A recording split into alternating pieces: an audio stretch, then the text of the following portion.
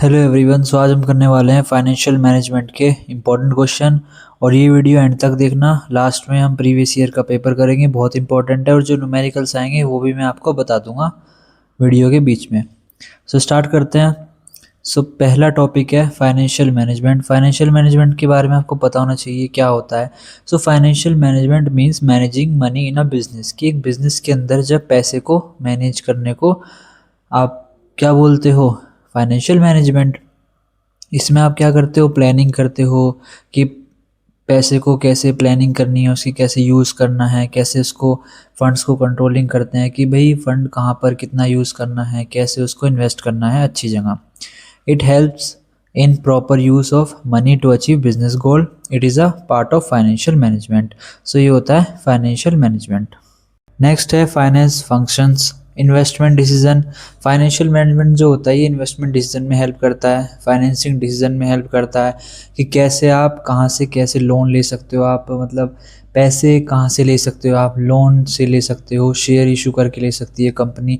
सो ये फंक्शन होता है कि जो फाइनेंशियल मैनेजमेंट है वो आपको इन्वेस्टमेंट करने में हेल्प करता है, कहाँ पैसा इन्वेस्ट करना है। फाइनेंसिंग में हेल्प करता है, कहाँ से पैसा आपको लेना है, कहाँ से बिजनेस पैसा उठा सकता है अपने डेली काम करने के लिए। डिविडेंड डिसीजन में हेल्प करता है कि कितना हमें शेयर होल्डर्स को डिविडेंड देना है। लिक्विडिटी डिसीजन करता है कि maintain enough cash for daily expenses. कि बिजनेस के अंदर लिक्विडिटी मेंटेन रहे, कि पैसे की दिक्कत ना हो, कहीं एकदम से पैसा अगर नहीं रहा तो फिर दिक्कत हो जाएगी, बिजनेस बंद हो जाएगा, उस दिन काम नहीं होगा जब तक पैसा नहीं आ जाएगा। डिविडेंड डिसीजन क्या होता है कि जब आपके पास, आपको अगर पता हो स्टॉक मार्केट के बारे में, ये मैं आगे बताऊंगा, उसमें क्या होता है आप किसी कंपनी का शेयर खरीदते हो। सपोज आपके पास 10 शेयर हैं किसी भी कंपनी के। उसमें क्या किया आपने, जो भी लिस्टेड है 10 शेयर हैं, उसमें से कंपनी ने 5 रुपये पर शेयर डिविडेंड इशू करा तो आपके अकाउंट में 50 रुपये क्रेडिट होंगे, क्योंकि आपके पास 10 शेयर है, हर एक शेयर पे 5 रुपये आपको डिविडेंड मिला तो टोटल 50 रुपये आपके पास आएंगे। ये होता है डिविडेंड डिसीजन। इसमें कि शेयर होल्डर को कितना पैसा देना है, 5 रुपये देना है, 2 रुपये देना है, 10 रुपये देना है, कंपनी के ऊपर डिपेंड करता है। क्योंकि कंपनी को अपने खुद के इस्तेमाल के लिए भी चाहिए होता है, बिजनेस को फ्यूचर में ग्रो करने के लिए। जिस कंपनी में कोई ग्रोथ प्रोस्पेक्टिव नहीं होता, कि वो बहुत मैच्योर बिजनेस है, बहुत बड़ा बिजनेस है, उसको और बढ़ाया नहीं जा सकता और ज़्यादा प्रोडक्ट्स ऐड नहीं करे जा सकते, सो उसमें कंपनी ज़्यादा डिविडेंड देना पसंद करती है। क्यों? क्योंकि उनके पास वो रख के ही पैसे वो क्या कर लेंगे। और वैसे भी शेयर होल्डर बोलते हैं कि जब भाई आप ग्रो नहीं कर रहे हो, बिजनेस को बढ़ा नहीं रहे हो, तो आप डिविडेंड का पैसा अपने पास रख के कर क्या रहे हो, हम ही दे दो इससे अच्छा, क्योंकि हम शेयर होल्डर भी हैं और हमारा हक भी बनता है। ये होता है dividend decision.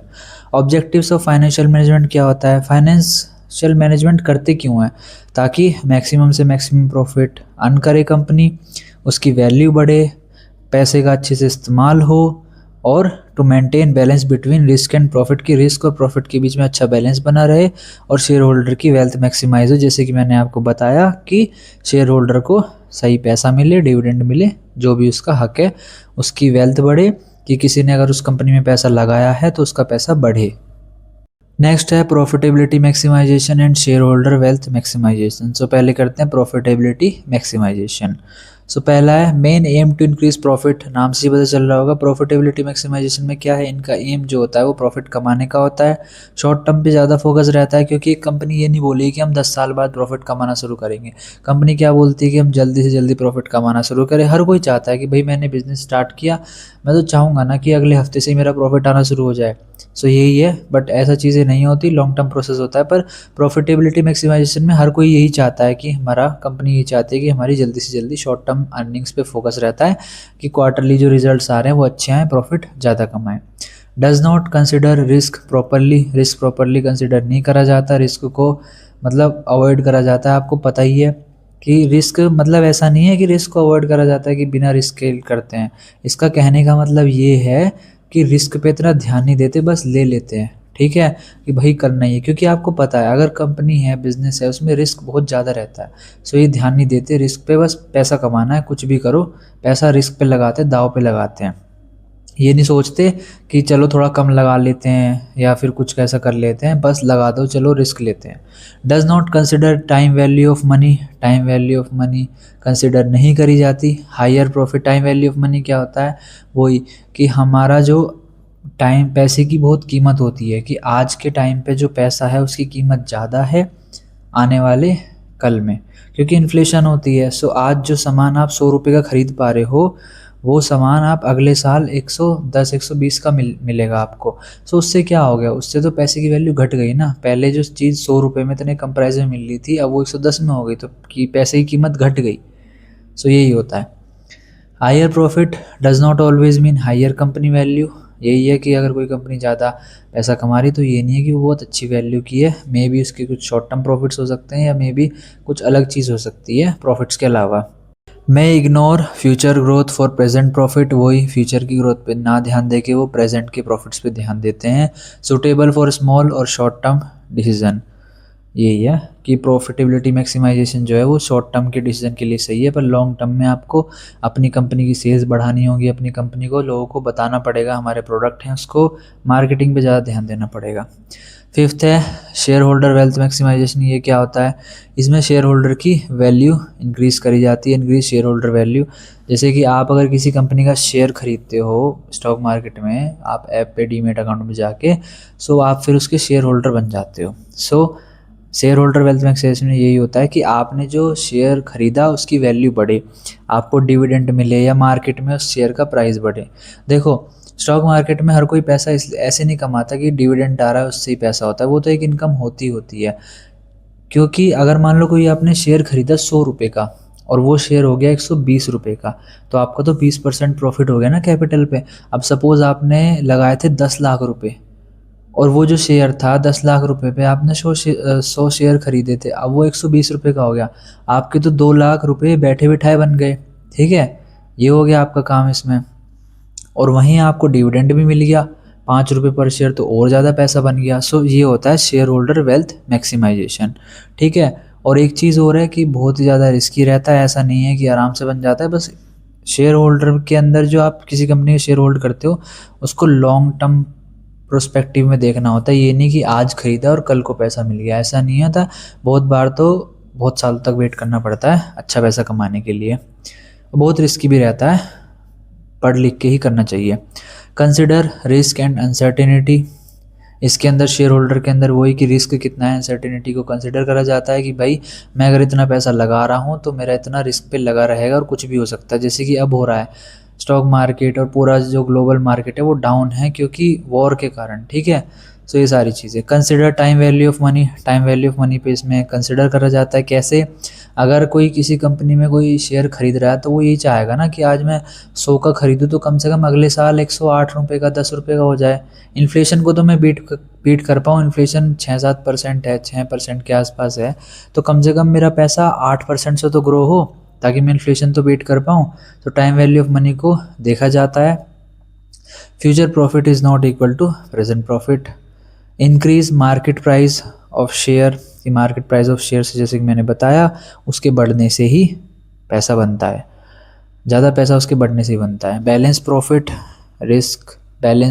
Risk and growth. Share holder wealth maximization में प्रॉफिट को, रिस्क को, ग्रोथ को, इन तीनों को बैलेंस करके रखना होता है कि प्रॉफिट भी कमा लूँ मैं एज अ शेयर होल्डर, मेरा प्रॉफिट भी हो, मेरा रिस्क भी सही रहे और ग्रोथ भी होती रहे।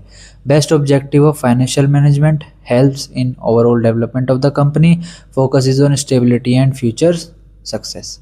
अब करते हैं आगे। नेक्स्ट है टाइम वैल्यू ऑफ मनी। और अगर आपने अभी तक चैनल को सब्सक्राइब नहीं किया तो कर लेना, वीडियो को लाइक कर देना और अपने फ्रेंड्स के साथ शेयर कर देना। सो टाइम वैल्यू ऑफ मनी क्या होता है, जैसे कि मैंने आपको बताया कि जो पैसा आज आपके पास है वो फ्यूचर में उसकी वैल्यू घट जाएगी। ठीक है, जैसे कि आपने देखा होगा पहले जो सामान 10 रुपये में आता था आज वो 20 रुपये में आता है, 30 रुपये में आता है। आप कुछ भी एग्जांपल ले सकते हो। नोटबुक पहले 20 रुपये की आती थी, आज 40 रुपये की, 50 रुपये की हो गई है। सो पैसे की जो कीमत है वो घटती जा रही है over the period of time. आपको फ्यूचर में और ज़्यादा पैसा चाहिए कोई सामान खरीदने के लिए। आप खुद सोचो कि पहले 50 रुपये की, 10 रुपये की, 20 रुपये की ऐसे स्कूल की फ़ीस होती थी, लेकिन आज के टाइम पे आप ये देखो 4-5 हज़ार रुपये तक एक महीने की फ़ीस होती है बच्चों की। और बहुत सारे, अगर आप किसी अच्छे स्कूल में पढ़ाते हो बच्चों को या फिर अच्छे स्कूल में बच्चे पढ़ते हैं वहाँ तो और भी ज़्यादा होती है। सो यही है कि जो चीज़ आप पहले कम पैसे में ख़रीद पा रहे थे उसे ख़रीदने के लिए अब आपको और ज़्यादा पैसा चाहिए। तो एक तरीके से पैसे की कीमत घट गई ना, लेकिन वहीं अगर उसे ख़रीदने के लिए और कम पैसे चाहिए होते तो पैसा कितना मजबूत हो जाता कि भाई जो सामान तो पहले 100 रुपये में खरीद रहा था और मेरे अंदर इतनी ताकत आ गई है कि मैं अब उसको तुझे 20 रुपये में ही खरीदवा दूंगा। ठीक है, ऐसा ही होता है टाइम वैल्यू ऑफ मनी। बहुत इंपॉर्टेंट कॉन्सेप्ट होता है फाइनेंशियल मैनेजमेंट के अंदर। ठीक है, because today money can be invested and earn interest, कि आप आज पैसा लगा रहे हो, उस पर इंटरेस्ट कमा रहे हो तो आपका पैसा ग्रो करेगा। वरना अगर आपको लगता है कि आपके पास 10 लाख रुपए हैं या 5 करोड़ रुपए भी अकाउंट में पड़े हैं, तो आप ये समझ के रखना कि अगर वो ग्रो नहीं कर रहे हैं, वो हर साल पैसा नहीं कमा रहे हैं आपके पैसे, तो वो हर साल उसकी वैल्यू घटती चली जाएगी। और अब आप ये देखोगे फ्यूचर में आने वाले टाइम में 10-20 साल बाद कि जो सामान आज आप 5 करोड़ में खरीद पा रहे हो, उसे फ्यूचर में खरीदने के लिए आपको 10-20 करोड़ रुपए और चाहिए। ठीक है, इन्वेस्टमेंट में, लोन्स में, बैंकिंग में, इन सब में यूज़ होता है। जैसे कि आपने एग्जाम्पल देख लिया और मैंने बहुत 2-3 एग्जाम्पल देके आपको अच्छे से समझा भी दिया। बहुत इंपॉर्टेंट है, आगे करते हैं। नेक्स्ट है कंपाउंडिंग। कंपाउंडिंग क्या होता है? Compounding means finding future value of present money by adding interest. ठीक है, कि फ्यूचर की जो वैल्यू है वो क्या होगी इंटरेस्ट ऐड करते करते। In compounding interest is added every year. Interest also earn interest, ब्याज पे ब्याज मिलता है। कैसे? सिंपल इंटरेस्ट में क्या होता है कि आपके पास 100 रुपये हैं और 10% सिंपल इंटरेस्ट है, तो हर साल चाहे वो 50 साल तक हो, आपको सिर्फ 10 रुपये मिलेंगे। जो आपने प्रिंसिपल अमाउंट लगाया था ना 100 रुपये, बस उस पर ही ब्याज मिलेगा 10%। ठीक है, ये होता है सिंपल इंटरेस्ट। कंपाउंड इंटरेस्ट क्या होता है? आपने 100 रुपये लगाए आज और वो अगले साल हो गए 110 रुपये। अब जो ब्याज मिलेगा ना, वो आपको 100 रुपये पे नहीं मिलेगा, वो मिलेगा 110 रुपये पे। 110 रुपये का 10% मिलेगा। ठीक है, 110 रुपये का 10% कितना हो जाएगा? 121 रुपये। फिर 121 रुपये पे 10% मिलेगा, तो ऐसे कंपाउंडिंग इफेक्ट मिलेगा बहुत ज़्यादा। और आप ये देखोगे कि सिंपल इंटरेस्ट से ज़्यादा अच्छी कंपाउंडिंग होती है। इसीलिए कहते हैं कि स्टॉक मार्केट में भी इन्वेस्ट करते हो तो कंपाउंडिंग बहुत ज़रूरी होती है, पैसे का बढ़ते रहना। आपने 5 करोड़ कमाए, 5 करोड़ पे आप हर साल आप 50-50 लाख रुपए या 5-5 लाख रुपए क्यों कमा रहे हो? आप 5 करोड़ पे 50 लाख कमाओ, फिर अगले साल 5 करोड़ 50 लाख पे 10% और कमाओ। ऐसे करते करते पैसा और ज़्यादा बढ़ता चला जाएगा। ये होती है कंपाउंडिंग। इसका क्वेश्चन आपको दिख रहा होगा, फाइंड फ्यूचर वैल्यू। इसका फॉर्मूला क्या है? Future value equals to present value bracket 1 plus R bracket close N. R क्या है?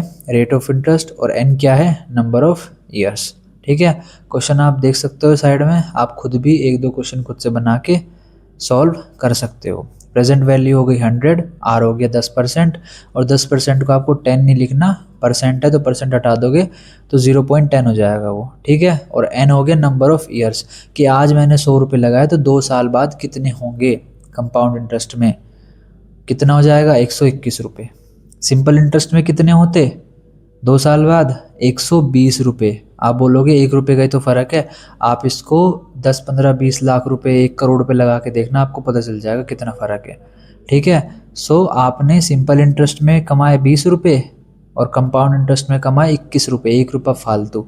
ठीक है, ये होता है कंपाउंडिंग। नेक्स्ट है डिस्काउंटिंग। डिस्काउंटिंग क्या होता है? Discounting means finding present value of future money. ये कंपाउंडिंग का अपोजिट होता है।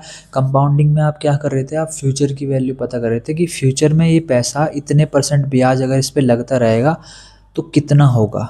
लेकिन डिस्काउंटिंग में हम क्या करते हैं? हम डिस्काउंटिंग में फ्यूचर में जो पैसा मिला है उसको डिस्काउंट करते हैं, हर साल 10% से घटाते रहते हैं और ये पता करते हैं कि आज उस पैसे की कीमत कितनी है। डिस्काउंटिंग में यही होता है। Use to know today's value of future amount, कि आप सपोज आप निकाल लेना, ये कैलकुलेट कर लेना, आपको आज से 10 साल बाद आपको दिए जाएं 5 करोड़ रुपए 10 साल बाद। ईयर्स हो गए 10, ठीक है, फ्यूचर वैल्यू हो गई 5 करोड़ और आप इस पर इंटरेस्ट लगा देना 8%। ठीक है, इससे घटाते चले जाना, आपको आज के टाइम इसकी कीमत कितनी है आपको पता चल जाएगी और आप ये देखोगे कि बहुत ज़्यादा कीमत आएगी निकल के। ठीक है, जो पैसा 10 साल बाद 5 करोड़ का होगा, 5 करोड़ है, वो आज के टाइम पे बहुत ज़्यादा पैसा होगा। सो ये होता है डिस्काउंटिंग। आप क्वेश्चन देख सकते हो, you will get 121 after 2 years. आपको अगले 2 साल बाद 121 रुपये दिए जाएँ उसने बस ये बोला कि 121 रुपये दिए जाएँ आपको अगले 2 साल बाद, तो ये बताओ आज के टाइम पे उस 121 रुपये की कीमत कितनी है? वो कितनी निकल के आएगी? जब आप फॉर्मूला यूज़ करोगे, present value equals to future value upon 1 plus R N. ठीक है, जब आप इसको यूज़ करोगे तो आपकी प्रेजेंट वैल्यू आ जाएगी। आज के टाइम पे उसकी कीमत कितनी है? 100 रुपये।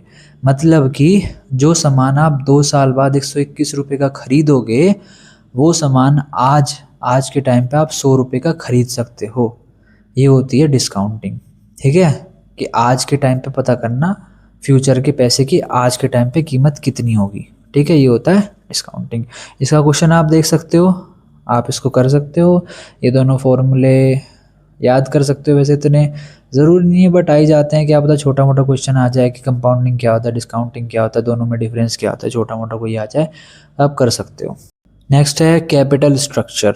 कैपिटल स्ट्रक्चर होता क्या है? देखो, कैपिटल का मतलब पैसा। एक कंपनी के अंदर पैसे का सोर्स क्या क्या है? एक कंपनी जो होती है वो पैसा, आप खुद सोचो, आप वो लोन भी ले सकती है। अगर उसको अपना बिजनेस चलाना है वो लोन ले सकती है। वो अपने शेयर्स इशू कर सकती है मार्केट में। वो क्या बोलेगी लोगों से कि आप एक काम करो, मेरा एक शेयर है, ये शेयर 200 रुपये का है, और मैं आपको, कंपनी बोलेगी मैं आपको 1000 शेयर दे रही हूँ, आप मुझे इसकी कीमत दे दो। ठीक है, सो लोग क्या करेंगे, बोलेंगे भाई कंपनी तो बहुत बढ़िया है, फ्यूचर में हो सकता है ग्रोथ करे, तो हम एक काम करते हैं इसके शेयर खरीद लेते हैं और कंपनी को पैसा दे देते हैं। ये आईपीओ के थ्रू करते हैं। ठीक है, कंपनी आईपीओ के थ्रू अपने शेयर्स लेके आती है, मार्केट में इशू करती है, लोग खरीदते हैं, उसमें इन्वेस्ट करते हैं, और फ्यूचर में अगर कंपनी ग्रो करती है तो उनका पैसा अच्छा बनता है। इससे कंपनी पैसा भी उठा लेती है अपने बिजनेस चलाने के लिए। प्रेफरेंस शेयर भी इशू करती है, ये भी सेम ही है, बट ये इक्विटी वाले बहुत रिस्क लेते हैं, प्रेफरेंस वाले इतना नहीं लेते, उनको डिविडेंड फिक्स अमाउंट में मिलता रहता है। डिवेंचर इशू कर सकती है, एक तरीके से लोन की तरह ही है, कि हम लोग डिवेंचर खरीदेंगे कंपनी के, और कंपनी हमें उस डिवेंचर पे हर साल ब्याज देगी। जैसे 8% का डिवेंचर है तो हर साल 8% हमें ब्याज मिलेगा जितना भी हमने डिवेंचर खरीद रखे हैं उन पे। It shows how company collects money. वही कैपिटल स्ट्रक्चर क्या बताता है कि कंपनी ने पैसा कैसे कलेक्ट किया है। कंपनी ने लोन लिया है, कंपनी ने इक्विटी शेयर इशू करे हैं, कंपनी ने प्रेफरेंस शेयर इशू करे हैं, कैसे कंपनी ने पैसा उठाया है अपना बिजनेस चलाने के लिए। Proper capital structure helps in growth of a company. Example, company uses share capital plus loan plus debenture, ये हो गया कैपिटल स्ट्रक्चर। नेक्स्ट है कैपिटल स्ट्रक्चर प्लानिंग। इसकी प्लानिंग कैसे करी जाती है? Capital structure planning means deciding how much डेब्ट and how much equity to use. कि भाई कितना हमें कर्जा लेना है या कितना हमें शेयर्स लोगों को इशू करना है। अब आप ये देखो, आपके माइंड में आएगा कौन सा बड़ी बात है, लोगों को शेयर्स दे दो, उनसे पैसा ले लो। पर भाई कंपनी पे जोर पड़ता है। क्यों? क्योंकि कंपनी जब उनको शेयर इशू कर देगी ना, तो कंपनी को फिर उनको डिविडेंड देना पड़ेगा। ठीक है, कंपनी क्या बोलेगी, लोग क्या बोलेंगे, भाई तेरे शेयर खरीदे हैं 5-6 साल हो गए, तो तुम्हारी कंपनी में पैसा लगा रखा है, अब तक 1 रुपये का डिविडेंड भी नहीं दिया। जब भी कंपनी प्रॉफिट कमाती है तुम ये बोलते हो कि हमें कंपनी ग्रो करनी है, डिविडेंड के नाम पे कुछ भी नहीं दे रहे। सो कंपनी के पास एक ये आ जाता है, ऊपर से शेयर होल्डिंग बढ़ जाती है, दूसरे लोग भी इन्वॉल्व हो जाते हैं कंपनी के अंदर, शेयर्स चले जाते हैं ना उनके पास, तो वो भी डिसीजन मेकिंग में हेल्प करते हैं, मतलब डिसीजन में इन्वॉल्व हो जाते हैं। सो ये होता है कैपिटल स्ट्रक्चर प्लानिंग। बहुत इंपॉर्टेंट होता है कि कंपनी को लोन लेना है। लोन लेना कितना आसान है, बैंक जाओ, लोन ले लो, ब्याज पे करते रहो, हर टाइम उनका जितना भी होता है ब्याज पे करते रहो, और बिजनेस चलाते रहो, जो कुछ झंझट भी नहीं ज़्यादा, और लोन आराम से मिल भी जाएगा कंपनी को, बड़ी कंपनी है तो। ठीक है, ये होता है। Aim is to make best use of money. Capital structure planning का क्या होता है कि सबसे बेस्ट यूज़ हो मनी का। Helps to reduce cost of capital, कि खर्चा कम आए। अब आप ये देखो ना, कंपनी ने अगर इक्विटी शेयर इशू कर दिए, सो उससे क्या होगा, डिविडेंड का खर्चा। भाई कंपनी ने 100 करोड़ का प्रॉफिट कमाया, और 30% जो शेयर्स हैं, 30% जो शेयर है वो पब्लिक के पास है, तो 100 करोड़ में से अगर वो डिविडेंड भी देती है, वैसे पूरा नहीं देती कंपनी, पर 30% में 30 करोड़ होता है, तो 30 करोड़ तो लोगों के पास ही चला जाएगा, 5-5, 10-10 रुपये हो के सबके पास चला जाएगा वो पैसा। सो ये भी दिमाग ख़राब हो जाता है कंपनी का कि भाई हम क्यों दें पैसा अपना। इसीलिए कंपनी ज़्यादा शेयर इशू भी नहीं करती, ज़्यादा अपने पास ही रखते हैं शेयर होल्डर्स, जो कंपनी के प्रमोटर्स होते हैं। Helps to increase profit increase करने में हेल्प करता है capital structure.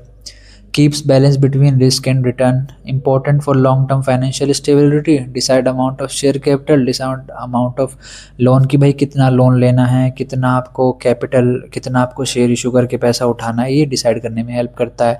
Maintain financial balance, avoid too much डेप्ट, कि भाई ज़्यादा लोन ले लिया, कहीं ऐसा तो नहीं है कि कंपनी में कुछ छोटी मोटी गड़बड़ी हो गई और कल को ही कंपनी डूब गई। सबसे पहले तो लोन वाले आएंगे, बैंक बोलेगा कि तुम्हारे तो कंपनी बेच के खा जाएंगे, हम पर पैसा चाहिए हमें पहले।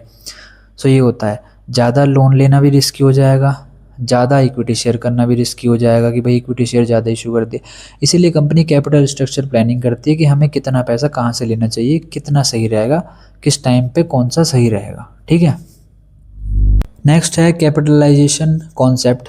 कैपिटलाइजेशन होता क्या है, means total amount of capital used in business, कि एक बिजनेस के अंदर टोटल कैपिटल अमाउंट कितना यूज़ हुआ है।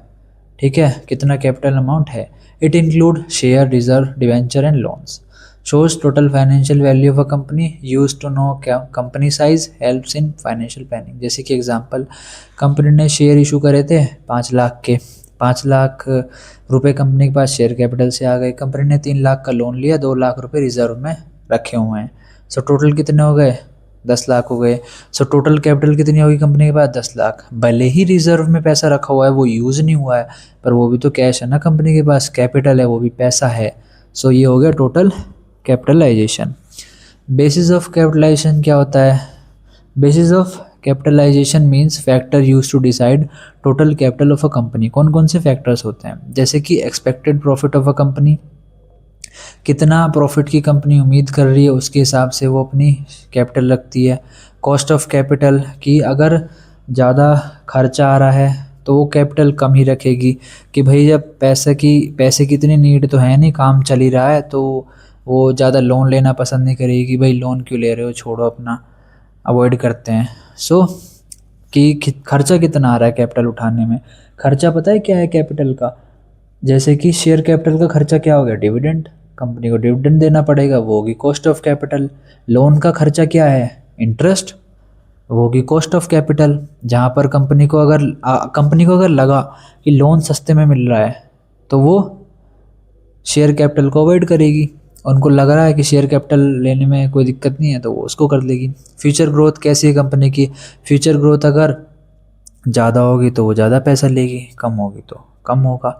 डिमांड ऑफ प्रोडक्ट की डिमांड कैसी है उसके हिसाब से वो पैसा उठाएगी। सो ये सारी चीज़ें होती हैं जिसके ऊपर कंपनी का कैपिटलाइजेशन डिपेंड करता है। नेक्स्ट है ओवर कैपिटलाइजेशन और अंडर कैपिटलाइजेशन। ये दो कॉन्सेप्ट हैं, दोनों इंपॉर्टेंट है। पहले करते हैं ओवर कैपिटलाइजेशन।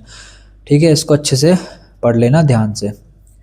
मीनिंग क्या है, मतलब ओवर से समझ में आ रहा होगा, और कैपिटलाइजेशन आपको पता चल गया, कैपिटल पैसा।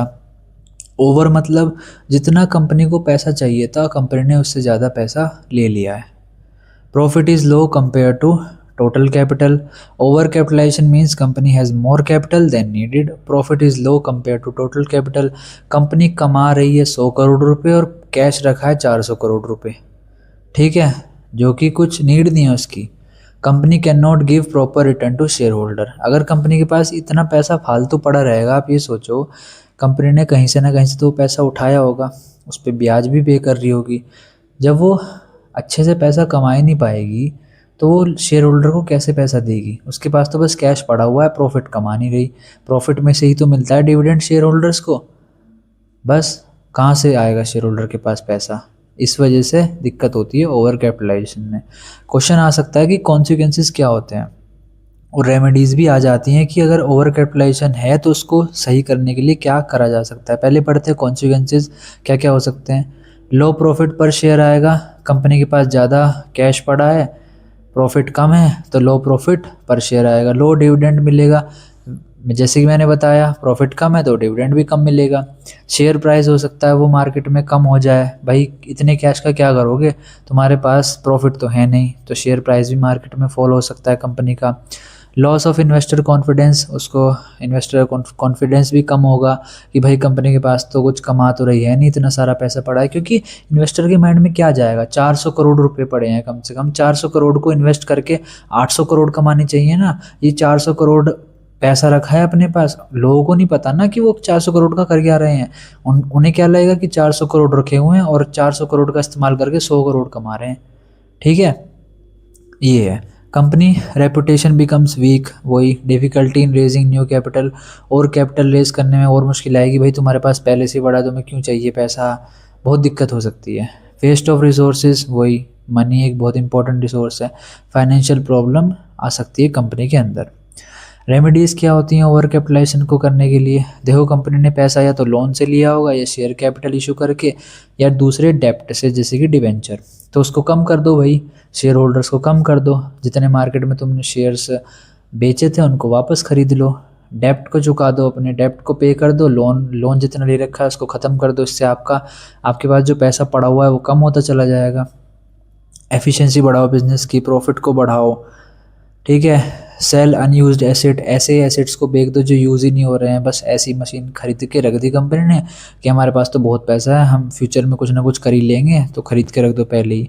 प्रॉपर फाइनेंशियल प्लानिंग करो और रिकंस्ट्रक्शन करो कंपनी का पूरा। ये होता है ओवर कैपिटलाइजेशन, और इसकी रेमेडीज़ भी मैंने आपको करा दी। अब करते हैं आगे।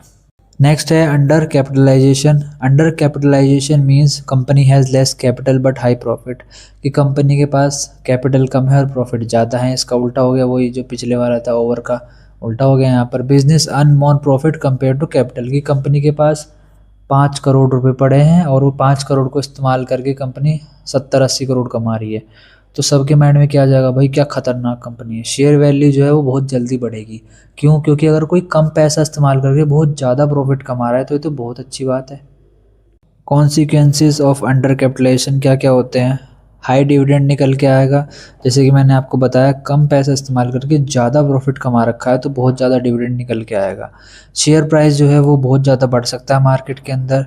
गवर्नमेंट कंट्रोल में इंक्रीज, गवर्नमेंट का कंट्रोल बढ़ सकता है कंपनी के अंदर। वर्कर में डिमांड हायर सैलरी, कि भाई आप इतना ज़्यादा पैसा कमा रहे हो, आप हमें सैलरी अच्छी दो। कॉम्पिटिटर्स एंटर मार्केट, ठीक है, जब किसी को पता चलेगा कि भाई यहाँ पर तो बहुत ज़्यादा पैसा कमा रही है कंपनी, हम भी कमा सकते हैं, सो और ज़्यादा कॉम्पिटिटर बढ़ जाएंगे। डिफ़िकल्टी इन एक्सपेंशन, एक्सपेंशन में डिफ़िकल्टी आएगी। क्यों? क्योंकि कैपिटल ही नहीं है कंपनी के पास। प्रेशर ऑन मैनेजमेंट, ये हो गया। रेमेडीज़ क्या है? शेयर कैपिटल बढ़ा दो, अगर आपके पास शेयर होल्डर कम हैं तो मार्केट में शेयर्स बेच दो उसके। कंपनी के शेयर बेचने से क्या होगा, और पैसा आ जाएगा, कैपिटल आ जाएगी। बोनस शेयर इशू कर दो, रिजर्व को बढ़ा दो। एक्सपेंड बिजनेस, बिजनेस को बड़ा करो, जो प्रॉफिट कमा रहे हो उससे बिजनेस को और बड़ा करो। कैपिटल लेके आओ, प्रॉपर कैपिटल प्लानिंग करो। Maintain balance between capital and profit, control extra profit properly. ये होते हैं रेमेडीज ऑफ अंडर कैपिटलाइजेशन। इसको आप कर सकते हो, दोनों इंपॉर्टेंट है। रेमेडीज इनकी क्या होती हैं और क्या क्या कॉन्सिक्वेंसेज होते हैं कंपनी को ओवर या अंडर कैपिटलाइजेशन में। नेक्स्ट है डिटर्मिनेंट्स ऑफ कैपिटल स्ट्रक्चर। क्या क्या फैक्टर्स होते हैं जो अफेक्ट करते हैं चॉइस ऑफ कैपिटल स्ट्रक्चर। क्या आपको लोन लेना चाहिए, आपको शेयर कैपिटल लेनी चाहिए, या आपको प्रेफरेंस शेयर इशू करना चाहिए, आपको क्या करना चाहिए। कॉस्ट ऑफ कैपिटल, भाई जो सस्ता पड़ेगा कंपनी वो ज़्यादा लेगी। अगर कंपनी को लोन लेना सस्ता पड़ रहा है तो वो लोन ज़्यादा लेगी। रिस्क फैक्टर, मोर डेप्ट मीन्स मोर रिस्क। कि रिस्क फैक्टर क्या है कंपनी का, कंपनी ज़्यादा रिस्क लेना चाहती है कि कम लेना चाहती है। प्रॉफिटेबिलिटी कैसी है? High profitability, high profit company can use more equity. जिसके पास ज़्यादा प्रॉफिट रहता है वो इक्विटी यूज़ कर सकती है। क्यों? क्योंकि उसके पास फिर शेयर होल्डर को देने के लिए पैसा होगा, तो लोग और ज़्यादा उसके शेयर्स खरीदेंगे और वो ज़्यादा हाई प्राइस पे अपना शेयर बेच भी सकती है मार्केट में। साइज़ ऑफ अ कंपनी, बड़ी कंपनी है तो उसको लोन ईजिली मिल जाएगा। और कंपनी का स्ट्रक्चर भी डिपेंड करता है कि भाई अगर बड़ी कंपनी तो उसको कैपिटल भी ज़्यादा चाहिए, तो वो अलग अलग जगह से कैपिटल लेना चाहेगी। नेचर ऑफ बिजनेस कैसा है? स्टेबल बिजनेस है, कैन यूज़ मोर डेप्ट। अगर अनस्टेबल बिजनेस है वो डेप्ट यूज़ नहीं कर सकते, क्योंकि उनको डेप्ट तो एक फिक्स्ड कॉस्ट है ना। बैंक वाला तो हर महीने आगे बोलेगा कि भाई ब्याज दे हमारा, ठीक है। अगर बिज़नेस स्टेबल है, हर साल हर महीने प्रॉफिट कमाता है तो उसको कोई दिक्कत नहीं है। लेकिन अगर वो अनस्टेबल बिजनेस है कि भाई कभी चला कभी नहीं चला, कभी बंद हो गया, तो बहुत दिक्कत आ जाएगी, इसलिए वो लोन की तरफ नहीं जाएगा। कंट्रोल ऑफ मैनेजमेंट, ओनर्स में avoid equity to keep control. वही कि मैनेजमेंट का कितना कंट्रोल है, कोई नहीं चाहता कि हम शेयर होल्डर बढ़ाएं, ठीक है। सपोज़ आपके पास शेयर्स हैं, किसी कंपनी के 10 शेयर हैं और आप उससे बहुत पैसा कमा रहे हो। हर महीने कंपनी आपको सपोज़ 500 रुपये का डिविडेंड देती है हर एक शेयर पे, जो कि बहुत ज़्यादा है, कंपनी देती नहीं है इतना, बट समझ लो आपको देती है। ठीक है, तो 10 शेयर है आपके पास, आपको कितना मिलेगा, 5,000 रुपये आपको हर महीने मिलेंगे। आप ये नहीं चाहोगे कि भाई आपका कोई और साथी ले ले उस शेयर को। अगर वो कोई और ले लेगा ना तो उससे क्या होगा, शेयर होल्डिंग बढ़ जाएगी। फिर क्या होगा, फिर आप 5,000 रुपये नहीं कमा पाओगे, फिर आप आधा पैसा उसके पास भी जाएगा फिर। ठीक है, कंपनी 10 और शेयर निकाल देगी मार्केट में, उससे क्या होगा, फिर डिविडेंड की जो वैल्यू है वो कम हो जाएगी, पर शेयर डिविडेंड कम आएगा तो आपको पैसा कम मिलेगा। मार्केट कंडीशन कैसी है कि स्टॉक मार्केट में उसकी कंडीशन कैसी है, उस पर भी डिपेंड करता है कैपिटल कैसी लेनी चाहिए। Flexibility, company should choose flexible finance, जैसे कि कुछ लोन से ले लिया, कुछ प्रेफरेंस, कुछ इक्विटी, ये सब। गवर्नमेंट पॉलिसी कैसे हैं, कैपिटल स्ट्रक्चर को लेके लॉ कैसे हैं, या फ्यूचर प्लान कैसा है। फ्यूचर प्लान अगर है तो एक्सपेंड करेगी कंपनी तो उसको कैपिटल ज़्यादा चाहिए। ये होते हैं determinants of capital structure. Next है कैपिटल स्ट्रक्चर थ्योरीज़। ये बहुत इंपॉर्टेंट है, 4 थ्योरीज़ हैं, इनको अच्छे से करना, और मैं भी कराता हूँ अच्छे से, सो ध्यान से करना आप इनको। सो पहली है नेट इनकम थ्योरी। इसके अंदर क्या कहते हैं, this theory says debt capital structure affect the value of the firm, कि एक कंपनी की कीमत कितनी है, कितनी वैल्यू है, ये उसके कैपिटल स्ट्रक्चर पे डिपेंड करती है। ठीक है, जैसे कि यूज़ ऑफ मोर डेप्ट increase the value of company. जब किसी कंपनी के पास ज़्यादा डेप्ट होता है तो ज़्यादा रिस्क आता है, ज़्यादा रिस्क होता है तो ज़्यादा प्रॉफिट के चांस भी ज़्यादा होते हैं। सो इससे कंपनी की वैल्यू बढ़ जाती है, लोगों की नज़रों में कंपनी आ जाती है कि भाई देखो इसने डेप्ट ले रखा है। ठीक है, रिस्की काम है, डेप्ट लेना रिस्की काम है, क्योंकि इंटरेस्ट तो हर महीने पे करना है, फिक्स्ड है, एकदम फिक्स्ड। इक्विटी शेयर इशू करते तो वो फिक्स नहीं होता, उसमें क्या है, कभी डिविडेंड दे दिया, कभी नहीं दिया, कभी कंपनी ने प्रॉफिट कमाया तो दे दिया, नहीं कमाया तो नहीं दिया। लेकिन डेप्ट के साथ ऐसा नहीं है, ब्याज तो हर महीने जाना ही है बैंक को। सो डेप्ट जो होता है वो क्या करता है, वैल्यू बढ़ा देता है कंपनी की। डेप्ट is cheaper than equity, dept cheaper होता है इक्विटी से, क्योंकि इक्विटी में तो आपको एक तो शेयर होल्डिंग लूज हो जाती है, ऊपर से डिविडेंड भी देना पड़ता है। व्हेन डेप्ट increase cost of capital decrease, cost of capital कम हो जाती है। When cost of capital decrease value of the firm increase, firm की वैल्यू बढ़ जाती है क्योंकि कंपनी ने ज़्यादा डेप्ट ले रखा है इसीलिए। कंपनी शुड यूज़ मोर डेप्ट to increase profit. Example, company uses loan with low interest instead of shares, interest is cheaper, profit increase, share value increase. Conclusion क्या है, मोर डेप्ट more value of firm. So ये यही बताता है net income theory कि company का अगर कैपिटल स्ट्रक्चर पे डिपेंड करता है कि कंपनी की कीमत कितनी होगी, कंपनी की वैल्यू कैसी होगी। अगर कंपनी ने ज़्यादा शेयर होल्डर बढ़ा रखे हैं तो कंपनी की वैल्यू कम होगी, क्यों, क्योंकि कंपनी ज़्यादा रिस्क लेना ही नहीं चाह रही। लेकिन अगर ज़्यादा लोन ले रखा है और थोड़े से कम ब्याज पे मिल गया है तो और भी बढ़िया बात है भाई। ठीक है, ये होता है नेट इनकम थ्योरी। नेक्स्ट है net operating income theory. This theory says capital structure does not affect the value of firm, value depends on operating profit only. ये कहती है, ये थ्योरी क्या कहती है कि जो कैपिटल स्ट्रक्चर है, आपने कितना लोन ले रखा है, कितनी इक्विटी ले रखी है, उस पर डिपेंड नहीं करता कि कंपनी की वैल्यू कितनी है। कंपनी की वैल्यू किस पे डिपेंड करेगी कि उसके ऑपरेटिंग प्रॉफिट कैसे हैं। ऑपरेटिंग प्रॉफिट आपको पता होगा, जो कंपनी सेल्स करती है उसमें से जो अपने खर्चे काट देती है, उसके बाद जो आता है वो ऑपरेटिंग प्रॉफिट आता है। ठीक है, उसके बाद वो टैक्स करती है, फिर डेप्रीशिएशन, फिर और भी चीज़ें होती हैं, इंटरेस्ट होता है, इन सब चीज़ों को घटा के फिर नेट प्रॉफिट निकल के आता है। सो इसमें क्या बोलते हैं, पहले में तो क्या था, नेट इनकम। ठीक है, इसमें क्या था कि कंपनी के स्ट्रक्चर, कैपिटल स्ट्रक्चर पे कंपनी की वैल्यू डिपेंड करती है, पर इसमें क्या कह रहे हैं, नेट ऑपरेटिंग इनकम पे डिपेंड करती है कि कंपनी की वैल्यू क्या होगी। इस पे फ़र्क नहीं पड़ता कि आपने कितना लोन लिया है, कितना आपने कैपिटल ली है, कितने आपने शेयर्स इशू करके कैपिटल उठाई है, उस पर डिपेंड नहीं करता। डिपेंड किस पे करेगा, अगर आपके ऑपरेटिंग प्रॉफिट अच्छे हैं तो कंपनी की वैल्यू अच्छी है, वरना कंपनी की वैल्यू नहीं है। एग्जाम्पल ए, जैसे एग्जाम्पल कंपनी ए यूजेस मोर डेप्ट, कि एक ए जो है कंपनी वो ज़्यादा डेप्ट यूज़ करती है, कंपनी बी जो है वो ज़्यादा इक्विटी यूज़ करती है। Both have same profit, both have same value, दोनों की सेम वैल्यू है। जब नेट ऑपरेटिंग इनकम के अंदर है थ्योरी। ठीक है, अगर वैसे अगर देखा जाए, अगर नेट इनकम थ्योरी के अकॉर्डिंग देखा जाए तो कंपनी ए ज़्यादा सही है। क्यों, क्योंकि वो ज़्यादा डेप्ट यूज़ कर रही है। ठीक है। लेकिन अगर नेट ऑपरेटिंग इनकम के थ्रू देखा जाए तो दोनों कंपनी ही सही हैं, दोनों कंपनी में कोई दिक्कत नहीं है अगर दोनों का प्रॉफिट सेम है तो। चाहे कोई डेप्ट यूज़ करे चाहे कोई इक्विटी यूज़ करे, उससे फ़र्क नहीं पड़ता। अगर ऑपरेटिंग प्रॉफिट सही है तो दोनों की वैल्यू अच्छी होगी, वरना नहीं होगी।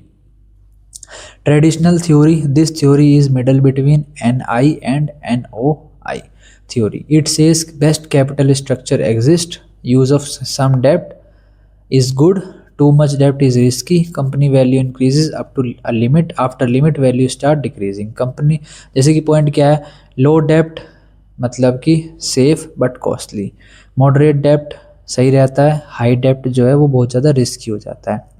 कंपनी यूजेस लिटिल लोन सही रहता है, कंपनी अगर ज़्यादा लोन यूज़ करेगी तो प्रॉब्लम की बात हो जाती है।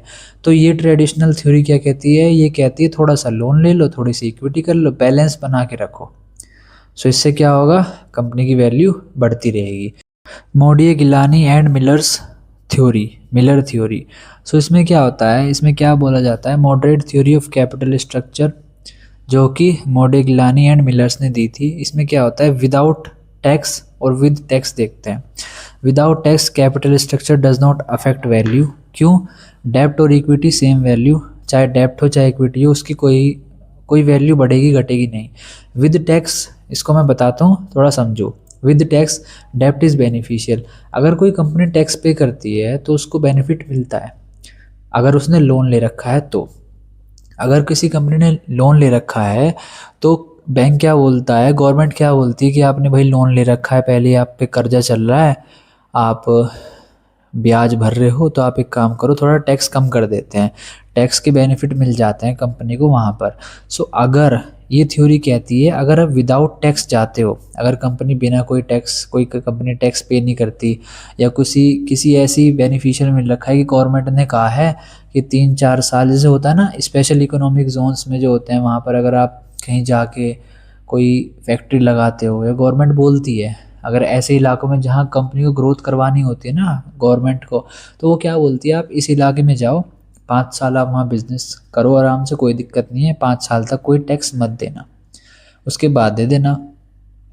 सो सेम चीज़ है, अगर कंपनी टैक्स को नहीं देखती कि भाई हम टैक्स को नहीं मानते इतना ज़्यादा, तो कंपनी की वैल्यू सेम रहेगी, ठीक है, चाहे वो डेप्ट ले ले चाहे वो इक्विटी ले ले। लेकिन अगर वो टैक्स पे करती है तो उसके लिए लोन बहुत ज़्यादा इंपॉर्टेंट हो जाता है, क्योंकि अगर वो लोन लेती है ना, तो लोन लेने से गवर्नमेंट बोलती है कि आपको टैक्स बेनिफिट मिल जाएगा। उससे क्या होगा, कंपनी इंटरेस्ट पे करेगी पहले बैंक को, फिर क्या होगा, टैक्स कम हो जाएगा, गवर्नमेंट बोलेगी आपने ब्याज दे रहे हो, आपके लोन कट रहा है तो आपके पैसे जा रहे हैं, तो हम आपको थोड़ा कम टैक्स लेंगे। सो टैक्स कम हो जाएगा, इससे कंपनी का प्रॉफिट सही रहेगा, प्रॉफिट इंक्रीज़ हो जाएगा। सो यही थ्योरी ये बोलती है कि अगर विदाउट टैक्स है तो कोई वैल्यू नहीं है, चाहे आप डेप्ट से पैसा उठा लो चाहे इक्विटी से, चाहे आप लोन ले लो चाहे शेयर इशू कर दो। लेकिन अगर टैक्स आप भरते हो, टैक्स आप पे करते हो, तो उसमें डेप्ट बहुत ज़्यादा इंपॉर्टेंट हो जाते हैं, क्योंकि अगर आप डेप्ट, कंपनी के पास ज़्यादा डेप्ट होता है तो उससे क्या होता है, टैक्स कम हो जाता है। सो इससे कंपनी की वैल्यू बढ़ जाती है। सो ये है थ्योरी।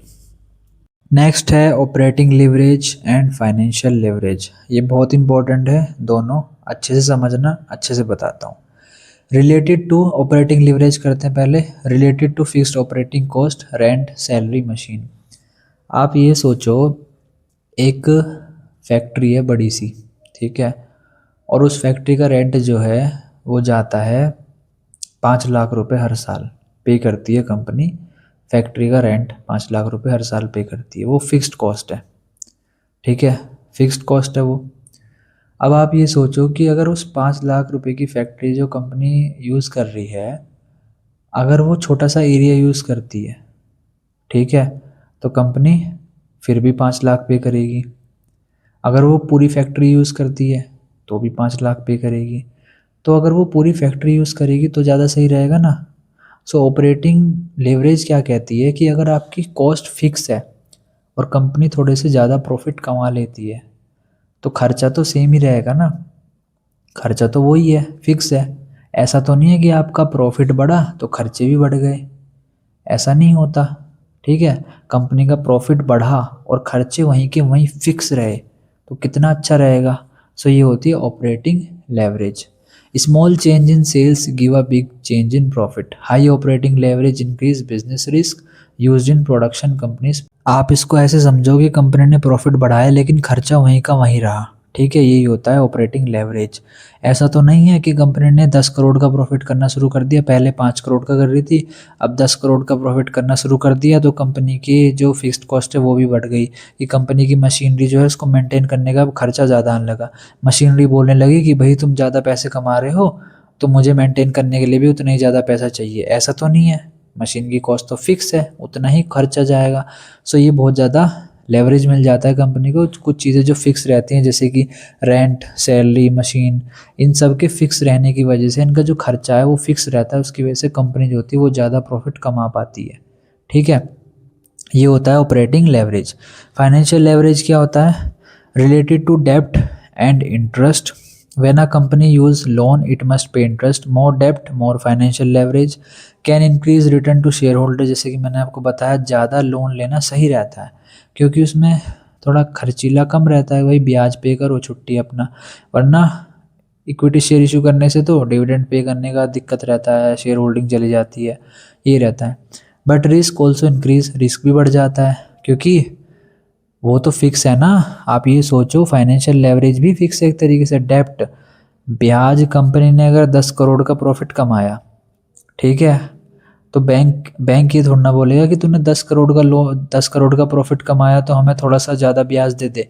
ऐसा तो नहीं है। अगर बैंक ने कम पैसा कमाया तो बैंक ये थोड़ा ना बोलेगा कि तू हमें चल कम ब्याज दे दे, तूने पैसा कम कमाया, तो बैंक तो उतना ही मांगेगा। तो फाइनेंशियल लिवरेज भी यही होती है। Used in capital structure, company takes loan 5 lakh का, interest must be paid every year, it profit is high, if profit is high share holder की वेल्थ बढ़ जाएगी। प्रॉफिट अगर कम होगा तो उससे क्या होगा, कंपनी को ब्याज तो फिर भी देना ही पड़ेगा चाहे कुछ भी हो जाए, ठीक है। सो यही होता है फाइनेंशियल लिवरेज। ये डेप्ट और ब्याज से रिलेटेड होता है कि अगर कंपनी डेप्ट को अच्छे से यूज़ कर पाती है तो फाइनेंशियल लेवरेज प्रोवाइड करता है कंपनी को, कंपनी और ज़्यादा पैसा कमा पाती है, ठीक है, यही होता है।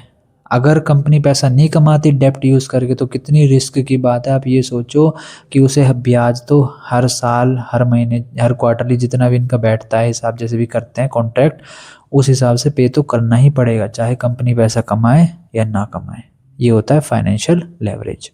नेक्स्ट है कंबाइंड लेवरेज, वही ऑपरेटिंग प्लस फाइनेंशियल, इन दोनों का जो मिक्स होता है ये होता है combined leverage. Use to know effect of sales on financial profit. High combined leverage, very high risk, important for big companies has high machine cost plus high loan, so both risk are present. ये होता है combined risk, कि company के पास machine की जो cost है वो भी हाई है, फिक्स है, और कंपनी ने ज़्यादा लोन भी ले रखा है तो बहुत ज़्यादा रिस्क हो जाएगा। ये दोनों कंबाइन कर दिया उसने, फिक्स कॉस्ट भी ले ली ऊपर से लोन भी, ठीक है, ये होता है कंबाइंड लेवरेज। नेक्स्ट है capital budgeting and cost of capital. So capital budgeting क्या होता है? Means decision about long term investment of a company, ठीक है। ये एक फाइनेंशियल मैनेजमेंट का इंपॉर्टेंट कॉन्सेप्ट होता है। नेचर क्या होता है इसका? Related to long term investment. इसमें क्या करा जाता है? इसमें इन सब ऐसे लॉन्ग टर्म इन्वेस्टमेंट के बारे में बात करी जाती है जो कंपनी करती है, जैसे कि फ्यूचर एक्सपेंशन करती है, या कोई बड़ी फैक्ट्री खरीदने वाली होती है, कोई मशीनरी लगाने वाली होती है, लॉन्ग टर्म इन्वेस्टमेंट जो करती है उससे रिलेटेड बजटिंग करी जाती है। Involve large amount of money, बहुत बड़ा पैसा इन्वॉल्व होता है। Decision can not be change easily, आराम से चेंज नहीं हो सकता क्योंकि कैपिटल मशीनरी फैक्ट्री के लिए यूज़ कर लिया जाता है एक बार, तो उसको आराम से चेंज नहीं कर सकते। Affect future profit of a company, कि अगर अच्छा इन्वेस्टमेंट डिसीजन करा है तो अच्छे प्रॉफिट आएंगे, वरना बेकार कर दिया तो पैसा भी गया और फ्यूचर प्रॉफिट भी चले जाएंगे। इंक्लूड रिस्क एंड अनसर्टेनिटी, वही जो मैंने बताया आपको। Important for growth of business, need proper planning. Example buying machinery, building factory, new project, ये सब ये होते हैं कैपिटल बजटिंग का पार्ट। ये बड़े बड़े डिसीजंस होते हैं लॉन्ग टर्म के लिए, मशीनरी को खरीदना, फैक्ट्री, बिल्डिंग, इन सबको। स्कोप क्या होता है इसका? Scope means area covered under capital budgeting, जैसे कि फिक्स मशीनरी को, फिक्स्ड एसेट को परचेज करना, फिर एक्सपेंशन करना बिजनेस का, इसके अंदर कैपिटल बजटिंग का कैपिटल बजटिंग इस एरिया को कवर करती है कि कितना फिक्स्ड एसेट खरीदना है, कितना एक्सपेंशन करना है, ओल्ड मशीनरी का जो रिप्लेसमेंट करना है उसको, नया कोई प्रोजेक्ट है उसका डिसीजन, रिसर्च एंड डेवलपमेंट, या फिर लॉन्ग टर्म इन्वेस्टमेंट प्लानिंग जो करनी है, बेस्ट प्रोजेक्ट सेलेक्ट करने का काम भी कैपिटल बजटिंग के अंदर होता है। जैसे कि example, company deciding to open a new branch. So company एक न्यू ब्रांच ओपन करना चाहती है, फ्यूचर में नई एक जगह पे इन्वेस्टमेंट करना चाहती है। सो ये कैपिटल बजटिंग का पार्ट है। इसमें कैपिटल बजटिंग यूज़ करी जाएगी कि कितना पैसा एलोकेट करना है, कैसे यूज़ करना है। नेक्स्ट है पे बैक पीरियड मेथड। ये क्या होता है? Pay back period means time required to recover investment. कि अगर आपने कहीं 10 लाख रुपए लगाए किसी बिजनेस में, तो आपको वो 10 लाख रुपए वापस कितने टाइम में मिलेंगे। सो इसका फॉर्मूला क्या होता है? Pay back period equals to investment divide by annual cash inflow. Simple method है ये, इजी टू कैलकुलेट होता है, प्रोजेक्ट में कितना रिस्क है ये उसको बताता है। शॉर्टर पे बैक इज़ बेटर, कि कम टाइम में आपको जल्दी पैसा मिल जाए, वो बहुत अच्छा रहता है। क्यों 20-25 साल बाद पैसा लेने से अच्छा तो 5 साल में ही पैसा सारा कवर हो जाए, वही अच्छा रहता है। Does not consider time value of money. Time value of money को ये कंसिडर नहीं करता। टाइम वैल्यू ऑफ मनी क्या होता है मैंने आपको बता दिया। सो उसको दिमाग से सोच के देखना कि यहाँ पर क्यों कंसिडर नहीं करता होगा। Used for quick decision. Example, जैसे कि आपने इन्वेस्टमेंट करी कहीं 10,000 रुपये की और हर साल आपको 2,000 रुपये मिल रहे हैं आपके वापस। सो पे बैक पीरियड क्या हो जाएगा? 10,000 रुपये आपने इन्वेस्ट करे, हर साल 2,000 रुपये मिल रहे हैं, उसको डिवाइड कर देना तो 5 साल में आपको आपका सारा पैसा वापस मिल जाएगा। सो ये होता है pay back period method. Time value of money क्यों कंसिडर नहीं करता? ये क्या कहता है कि भाई 10,000 रुपये आपने सपोज लगाए, 5 साल बाद भी आप 10,000 रुपये लोगे वापस। भाई 5 साल बाद तो 10,000 रुपये की कीमत तो बहुत घट जाएगी, कम से कम 11, 12, 13,000 रुपये तो लो। पर पे बैक पीरियड में तो सिर्फ क्या कैलकुलेट करा जाता है कि भाई जितना हमने पैसा लगाया बस वो वापस मिल जाए। वो कितने टाइम में मिलेगा? 5 साल में। ठीक है, ये होता है pay back period method. Next है capital budgeting methods, NPV, IRR and ARR with practical application. क्या क्या इनकी प्रैक्टिकल एप्लीकेशन होती है? So these methods are used in capital budgeting to select the best project, कि सबसे बेस्ट प्रोजेक्ट कौन सा है, किस में हमें इन्वेस्ट करना चाहिए, किस बिजनेस में किस प्रोजेक्ट में इन्वेस्ट करना चाहिए या नहीं, उसको पता करने के लिए इन 3 मेथड को यूज़ करते हैं। सो पहला मेथड है NPV, net present value method. इसमें क्या होता है? अभी पॉइंट्स पढ़ो आप, मैं आपको एग्जांपल के थ्रू अच्छे से समझाता हूँ। NPV means difference between present value of cash inflow and investment. It considered time value of money. If NPV is positive, project is accepted. If NPV is negative, project is rejected. ये best method होता है capital budgeting का। Consider time value of money helps in correct decision used in big companies. अब example देखो, आपने किसी business में 10,000 रुपये लगाए, ठीक है, और 2 साल बाद उस बिजनेस ने आपको 13,000 रुपये दिए या आपको 15,000 रुपये दिए। ठीक है, 2-3 साल बाद आपको 15,000 रुपये दिए, सपोज 3 साल बाद 15,000 रुपये दिए। हम क्या करते हैं? नेट प्रेजेंट वैल्यू का फॉर्मूला लगाते हैं। एक मेथड होता है, उससे हम कैलकुलेट करते हैं कि जो, जैसे कि मैंने आपको बताया था कि फ्यूचर में जो 15,000 रुपये हमें मिलेंगे उसकी कीमत आज के टाइम पे कितनी है, ये पता करते हैं पहले। अब सपोज़ आपने 10,000 रुपये लगाए किसी प्रोजेक्ट में और फ्यूचर में आपको मिले 15,000, तो आप क्या करोगे? उन 15,000 को कैलकुलेट करोगे कि आज के टाइम पे उनकी कीमत कितनी है। ठीक है, अगर आज के टाइम पे उनकी कीमत 10,000 रुपये से ज़्यादा आई तो आप प्रोजेक्ट को एक्सेप्ट कर लोगे, वरना आप रिजेक्ट कर दोगे। ये होता है नेट प्रेजेंट वैल्यू मेथड। अब दोबारा से करते हैं। आपने 10,000 रुपये लगाए और आपको कहीं से 12,000 रुपये मिले। फ्यूचर में 2 साल बाद उस प्रोजेक्ट ने पहले साल तो आपको 6,000 रुपये दिए, दूसरे साल दोबारा से 6,000 रुपये दिए। तो आपको आज आपने 10,000 रुपये लगाए तो फ्यूचर में आपको कितने मिले? 12,000। आपको आपके माइंड में क्या आएगा कि भाई 2,000 का मुनाफा हो गया, बट आपको ये नहीं पता कि अब उन 12,000 रुपये की कीमत घट चुकी है। क्यों? क्योंकि जो सामान आप पहले 10,000 रुपये में खरीद पा रहे थे, अब उसी सामान को खरीदने के लिए 12,000 रुपये लगेंगे। तो आप क्या करोगे? उन 12,000 रुपये को आज के दिन कैलकुलेट करेंगे कि अगर जो फ्यूचर में जो 2 साल बाद वो 12,000 रुपये आपको मिलने वाले हैं, उनकी कीमत आज के टाइम पे कितनी है। अगर वो 10,000 से कम आई, अगर 9,500 रुपये आई या 600 रुपये आई, तो आप उस प्रोजेक्ट को रिजेक्ट कर दोगे, ठीक है। वरना अगर वो 10,000 रुपये से ज़्यादा आई तो आप एक्सेप्ट कर लोगे, ठीक है। ये होता है एनपीवी मेथड। प्रैक्टिकल एप्लीकेशन क्या होती है, फैक्ट्री प्रोजेक्ट डिसीजन में, बाइंग न्यू मशीनरी या लॉन्ग टर्म इन्वेस्टमेंट डिसीजन या गवर्नमेंट प्रोजेक्ट में इसका यूज़ करा जाता है। अगर आपको उसमें थोड़ी कन्फ्यूज़न हुई हो तो दोबारा से रिपीट करके उसको सुन लेना। टाइम वैल्यू ऑफ मनी का गेम है सारा का सारा। बस उसमें क्या करते हैं कि जो फ्यूचर में पैसा मिलने वाला है उसको आज कैलकुलेट करके देखते हैं कि आज के टाइम पे कीमत कितनी है, फिर उसको हमारी इन्वेस्टमेंट के साथ कंपेयर करते हैं और आ जाता है कि भाई इन्वेस्ट करना सही है कि नहीं। IRR, internal rate of return, क्या होता है? IRR is the rate of return at which NPV equals to 0। मतलब कि आपने 10,000 रुपये लगाए और फ्यूचर में आपको 12,000 रुपये मिले या 13,000 रुपये मिले। जब आपने उन 13,000 रुपयों को आज के टाइम पे कैलकुलेट करा, इसका नेट प्रेजेंट वैल्यू का फॉर्मूला होता है, उसके थ्रू आप कैलकुलेट करते हो। सो आपने 2 साल बाद जो आपको 12,000 रुपये मिले उसको आज के टाइम पे आपने कैलकुलेट करा और वो कैलकुलेट करने पे आपको 10,000 आया। इसका मतलब आपने 10,000 रुपये उस प्रोजेक्ट में लगाए और फ्यूचर में आपको 12,000 रुपये मिले। आपको तो ऐसा लगेगा कि 12,000 रुपये मिले, पर वो आज भी 10,000 रुपये ही हैं उनकी कीमत, ठीक है। सो ये होता है एनपीवी। कि एनपीवी ज़ीरो कब हो जाता है कि जितना आपने इन्वेस्टमेंट करा उतना ही आपको पैसा मिल गया वापस। अगर उससे ज़्यादा मिला तो और अच्छी बात है। सो इसीलिए ये कह रहा है हायर IRR इज़ बेटर, कि जितना ज़्यादा IRR होगा उतना अच्छा होगा। Consider time value of money use to compare project, IRR, required rate, accept, ठीक है। अगर रिक्वायर्ड रेट जो है वो IRR से ज़्यादा है तो प्रोजेक्ट को एक्सेप्ट कर लो, वरना रिजेक्ट कर दो। जैसे कि एग्जांपल, इन्वेस्टमेंट करिए आपने कहीं 10,000 रुपये की, प्रोजेक्ट आपको रिटर्न दे रहा है 15% का और रिक्वायर्ड रेट कितना है 10% का। क्या आपको कितना चाहिए? 10% चाहिए, पर आपको तो 15% मिल रहा है ना, 5% फालतू, तो उस प्रोजेक्ट को आप एक्सेप्ट कर लोगे। ये होता है internal rate of return. Practical application, business expansion में, इन्वेस्टमेंट प्लानिंग में, कंपेयरिंग टू प्रोजेक्ट्स या कंपनी फाइनेंशियल डिसीजन में ये यूज़ होता है।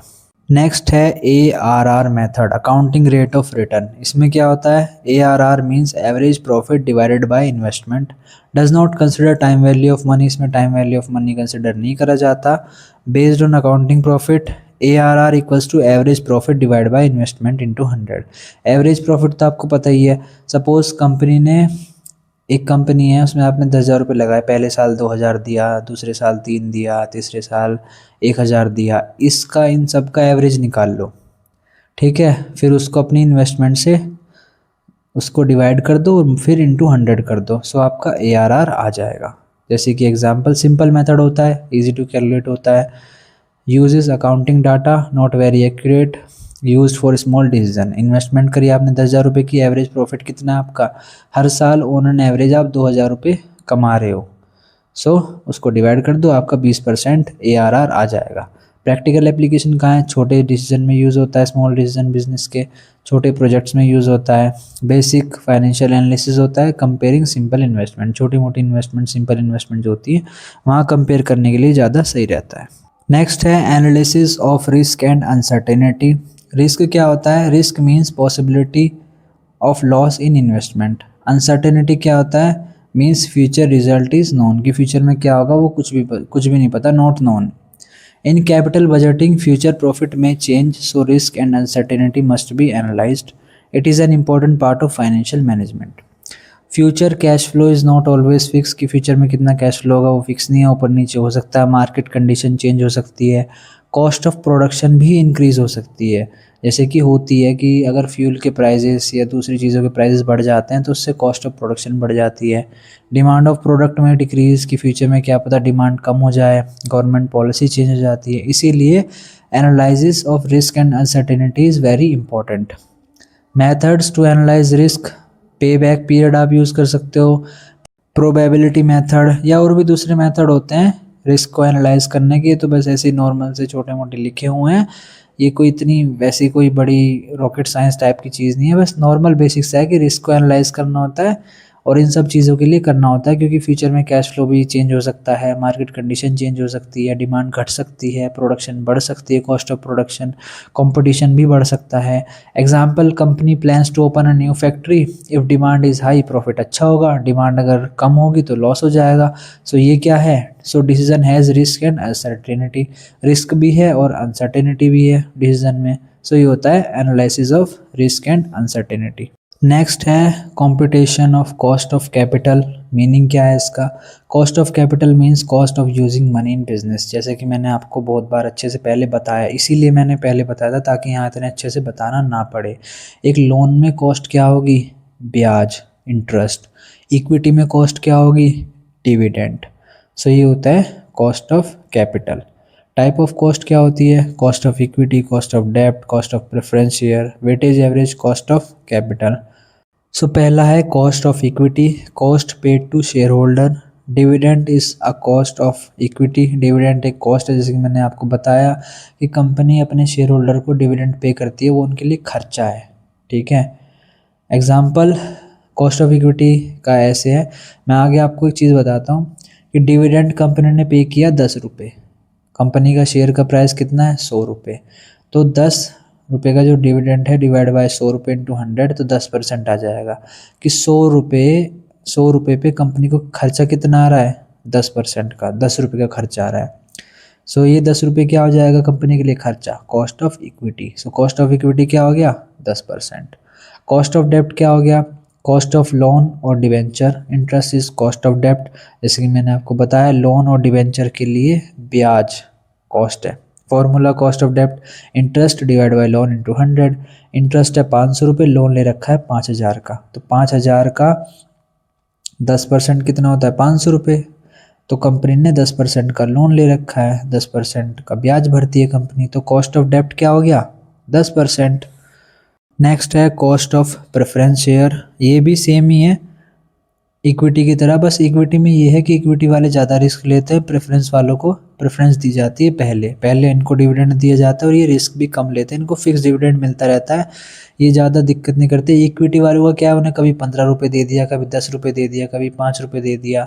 कॉस्ट ऑफ प्रेफरेंस वालों के लिए क्या है, इन्हें फिक्स ही मिलता रहता है। जैसे कि इनको भी डिविडेंड मिलता है, तो 100 रुपये का शेयर है, 8 रुपये का डिविडेंड मिल रहा है, तो 8% होगा, 100 रुपये का 8% कितना होगा 8 रुपये, तो 8% क्या है cost of preference share. Weightage average cost of capital अगर आपको समझना है तो मेरी पुरानी वीडियो देख लेना, मैंने एक न्यूमेरिकल भी कराया था, बहुत सिंपल और बहुत इजी है। Weightage average cost of capital होता क्या है, न्यूमेरिकल कराया था, बहुत छोटा सा, पुरानी वीडियो है वो, ज़्यादा पुरानी भी नहीं, पिछले साल की है, उसको अच्छे से देख लेना, उसमें समझ में आ जाएगा अच्छे से। ठीक है, नेक्स्ट है management of working capital. Concept of working capital क्या होती है, working capital means money used for day to day operation business activities. जो day to day business activities में जो कैपिटल यूज़ होती है उसको वर्किंग कैपिटल बोलते हैं। It is needed to run daily operation of business. It is difference between current asset minus current liability. Current asset आपको दिए होंगे, आप करंट एसेट और करंट लायबिलिटी को माइनस करोगे तो आपकी वर्किंग कैपिटल आ जाएगी। फॉर्मूला क्या है देख लो आप, यही है, working capital equals to current asset minus current liability. ये चीज़ तो आप हर जगह लिख दोगे, it is important concept of financial management, हर जगह लिख देना है तो एक पॉइंट मिल ही जाएगा आपको। करंट एसेट के अंदर क्या क्या आते हैं, cash, bank balance, stock, debtors, bills receivable, ये आपके करंट एसेट होते हैं। करंट लायबिलिटी क्या होती है, क्रेडिटर जिनसे आपने उधार लिया उनको पैसा पे करना है। Bills payable, short term loan जो आपके हैं, आउटस्टैंडिंग एक्सपेंसेस, इन सबको करंट लायबिलिटी बोलते हैं। एग्जांपल, करंट एसेट दिए आपके 50,000 के, करंट लायबिलिटी दिए 30 की, आप माइनस करोगे तो वर्किंग कैपिटल आ जाएगी। क्वेश्चन आ सकता है वर्किंग कैपिटल क्या होती है, ये आप लिख के आ जाना। वर्किंग कैपिटल ये होती है जो डे टू डे ऑपरेशन में बिजनेस के यूज़ की जाती है, ये डे टू डे ऑपरेशन चलाने के लिए यूज़ होती है, और वर्किंग कैपिटल निकालने का फॉर्मूला ये होता है, एग्जांपल लिख देना, और करंट एसेट ये होते हैं, करंट लायबिलिटी ये होती है, लिख के आ जाना, हो गया आपका क्वेश्चन पूरा। ठीक है, अब करते हैं आगे। नेक्स्ट है need and importance of working capital and types. So फटाफट करते हैं इसको। नीड क्या है वर्किंग कैपिटल की, कि हम रॉ मटेरियल खरीद पाएँ, वेजिस सैलरी दे पाए, लेबर्स की सैलरी दे पाए, क्योंकि वो तो वेजिस पे काम करते हैं डेली की, हम आएंगे 500 रुपये लेंगे चले जाएंगे, कल को आएंगे नहीं आएंगे उसका नहीं पता। सो ये होता है। पे डेली एक्सपेंसेस, मेंटेन स्टॉक, पे short term debts, smooth running के लिए वर्किंग कैपिटल की ज़रूरत होती है। इंपॉर्टेंट क्यों है ये? डेली ऑपरेशन में रिक्वायर्ड होती है, लिक्विडिटी मेंटेन करके रखती है वर्किंग कैपिटल, एफिशिएंसी बढ़ाती है कंपनी की, गुडविल बना के रखती है। ऐसा नहीं कि काम रुक गया तो सामान भेजने में लेट कर दिया, ऐसा कुछ नहीं है, सही सारा काम सही रहता है। फाइनेंशियल प्रॉब्लम को अवॉइड करने में हेल्प करती है अगर वर्किंग कैपिटल होती है कंपनी के पास तो। टाइप्स ऑफ वर्किंग कैपिटल कौन सी होती है? एक तो ग्रॉस वर्किंग कैपिटल होती है, टोटल करंट एसेट जो होता है आपके, इंक्लूड कैश ये सब। Net working capital, gross working capital तो आपके कैश, स्टॉक, डेटर्स ये हो गए, ठीक है, इसमें टोटल करंट एसेट्स आते हैं। नेट वर्किंग कैपिटल आपको बताई दी, करंट एसेट को आप माइनस करोगे करंट लायबिलिटी से, तो आपकी नेट वर्किंग कैपिटल आ जाएगी कि नेट कितनी चाहिए आपको। परमानेंट वर्किंग कैपिटल वो होती है minimum amount always needed. Temporary working capital, extra capital need for short term, कि कभी कुछ एक्स्ट्रा टाइम के लिए ज़रूरत होगी ज़्यादा। टाइप्स ऑफ वर्किंग कैपिटल इतना इंपॉर्टेंट नहीं है, बस ये इंपॉर्टेंट है कि वर्किंग कैपिटल होती क्या है और क्यों ज़रूरत होती है, क्या इंपॉर्टेंस होती है, आप लिख ही सकते हो। अब करते हैं आगे। नेक्स्ट है approaches to the computation of working capital, की वर्किंग कैपिटल को कैलकुलेट करने के लिए क्या क्या अप्रोच होती हैं। सो पहली अप्रोच तो वही current asset minus current liability, फिर ऑपरेटिंग साइकिल अप्रोच और एस्टिमेटेड कॉस्ट अप्रोच। सो ये होती है वर्किंग कैपिटल कैलकुलेट करने की अप्रोचेस, ठीक है। इसीलिए वर्किंग कैपिटल इंपॉर्टेंट है, दोनों टॉपिक तो इंपॉर्टेंट है, बस वर्किंग कैपिटल से रिलेटेड यही है, ठीक है। जैसे current asset minus current liability, current asset दे दिया आपके 80,000 के, 50,000 के, सो इसको माइनस कर दोगे उस आपकी नेट वर्किंग कैपिटल आ जाएगी। यही होता है, बस आपको ये पता होना चाहिए करंट एसेट कौन से होते हैं, करंट लायबिलिटी कौन सी होती है। करंट एसेट वो जो शॉर्ट टर्म के होते हैं, करंट लायबिलिटी भी शॉर्ट टर्म की होती है, ठीक है। अब करते हैं आगे operating cycle approach.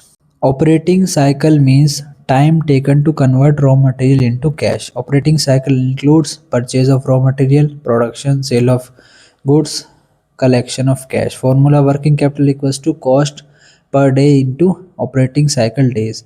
So operating cycle क्या बोलती है कि आपको raw material को कन्वर्ट, पैसे में कन्वर्ट करने के लिए कितना टाइम लग रहा है, ठीक है। अगर आपको 30 दिन लग रहे हैं तो आपको 30 दिन की वर्किंग कैपिटल चाहिए, और कितनी चाहिए ये कैसे पता चलेगा? ये एग्जाम्पल से पता चलेगा। रोड डेली का खर्चा कितना आ रहा है? 1,000 रुपये, और आप 30 दिन लग रहे हैं आपको पैसा लाने के लिए, तो 30 दिन तक तो काम चलाना है, तो 30 दिन के लिए वर्किंग कैपिटल चाहिए। और रेट डेली का खर्चा कितना आता है? 1,000 रुपये, तो 1,000 रुपये को जब 30 से मल्टीप्लाई करोगे तो आपकी क्या आ जाएगी? 30,000 रुपये वर्किंग कैपिटल। आई होप आपको समझ में आया होगा एग्जाम्पल। 30 दिन लग रहे हैं रॉ मटेरियल को, जो आपके पास सामान पड़ा है उसको कैश में कन्वर्ट करने के लिए, कि आपने सामान बना के बेच दिया और आपके पास कैश आ गया। 30 दिन लग रहे हैं, तो कम से कम 30 दिन का तो सामान, 30 दिन का तो पैसा चाहिए ना चलाने के लिए, तो 30 दिन की वर्किंग कैपिटल चाहिए। तो ये तो हमें पता चल गया। अब हर डेली का खर्चा कितना आ रहा है? 1,000 रुपये, तो 1,000 को जब आप 30 दिन से मल्टीप्लाई करोगे तो आपकी वर्किंग कैपिटल आ जाएगी कि एक महीने के लिए आपको 30,000 रुपये चाहिए। अगर ये आपने पूरा कर लिया तो अगले महीने दोबारा से आपके पास पैसे आ जाएंगे, क्योंकि एक महीना तो लगता है आपको सामान को, रॉ मटेरियल को पैसे में कन्वर्ट करने में। एस्टिमेटेड कॉस्ट अप्रोच क्या होती है? In this method working capital is calculated on the basis of estimated expenses. Find total cost of production, find period of working capital, calculate require amount. वही इसमें एस्टिमेट करके चलते हैं कि भाई इतना इतना खर्चा आ सकता है, इतना वर्किंग कैपिटल चाहिए, इतने पीरियड के लिए चाहिए। जैसे कि मंथली कॉस्ट आ गई 20,000 रुपये, वर्किंग कैपिटल जो है वो 3 महीने के लिए चाहिए, तो उसको मल्टीप्लाई कर देंगे कि 3 महीने के लिए 20,000 रुपये का खर्चा आएगा, तो 60,000 रुपये की वर्किंग कैपिटल चाहिए, ठीक है। यही होता है एस्टिमेटेड कॉस्ट में, बस खर्चों को ना एस्टिमेट करके चलते हैं कि इतना खर्चा आ सकता है, तो उसको फिर कैलकुलेट कर लेते हैं और फिर मल्टीप्लाई कर देते हैं वर्किंग कैपिटल कितने महीनों के लिए चाहिए, ठीक है। फिर उससे मल्टीप्लाई कर देंगे तो आपकी एस्टिमेटेड कॉस्ट ऑफ अप्रोच आ जाएगी। Estimated cost approach method use हो जाएगा वर्किंग कैपिटल कैलकुलेट करने के लिए। नेक्स्ट है dividend models and dividend policy. So dividend model क्या होता है? Dividend means profit given to share holder, ये मैं आपको पहले बहुत बार बता चुका हूँ। मेन डिविडेंड मॉडल्स क्या होते हैं? वॉल्टर, गॉर्डन और एमएम हाइपोथेसिस। सो वॉल्टर मेथड क्या बोलता है? Given by Walter this model says dividend policy affect value of company, कि डिविडेंड पॉलिसी कैसी है कि कंपनी कितना डिविडेंड पे कर रही है उसके ऊपर कंपनी की वैल्यू डिपेंड करती है। Relation between return on investment and cost of capital, if return is less than cost तो भाई कम डिविडेंड पे करो। अगर रिटर्न ज़्यादा है कॉस्ट से, कि अगर हम कंपनी ने बहुत ज़्यादा पैसा कमा लिया और खर्चा कमाया है तो ज़्यादा डिविडेंड पे करो, ठीक है। लेकिन अगर रिटर्न कम है और खर्चा ज़्यादा हो गया है तो शेयर होल्डर्स को कम डिविडेंड पे करो। If return is equals to cost dividend does not matter, dividend matter नहीं करता, थोड़ा दे दो ज़्यादा कम दे दो उस पर डिपेंड नहीं करता।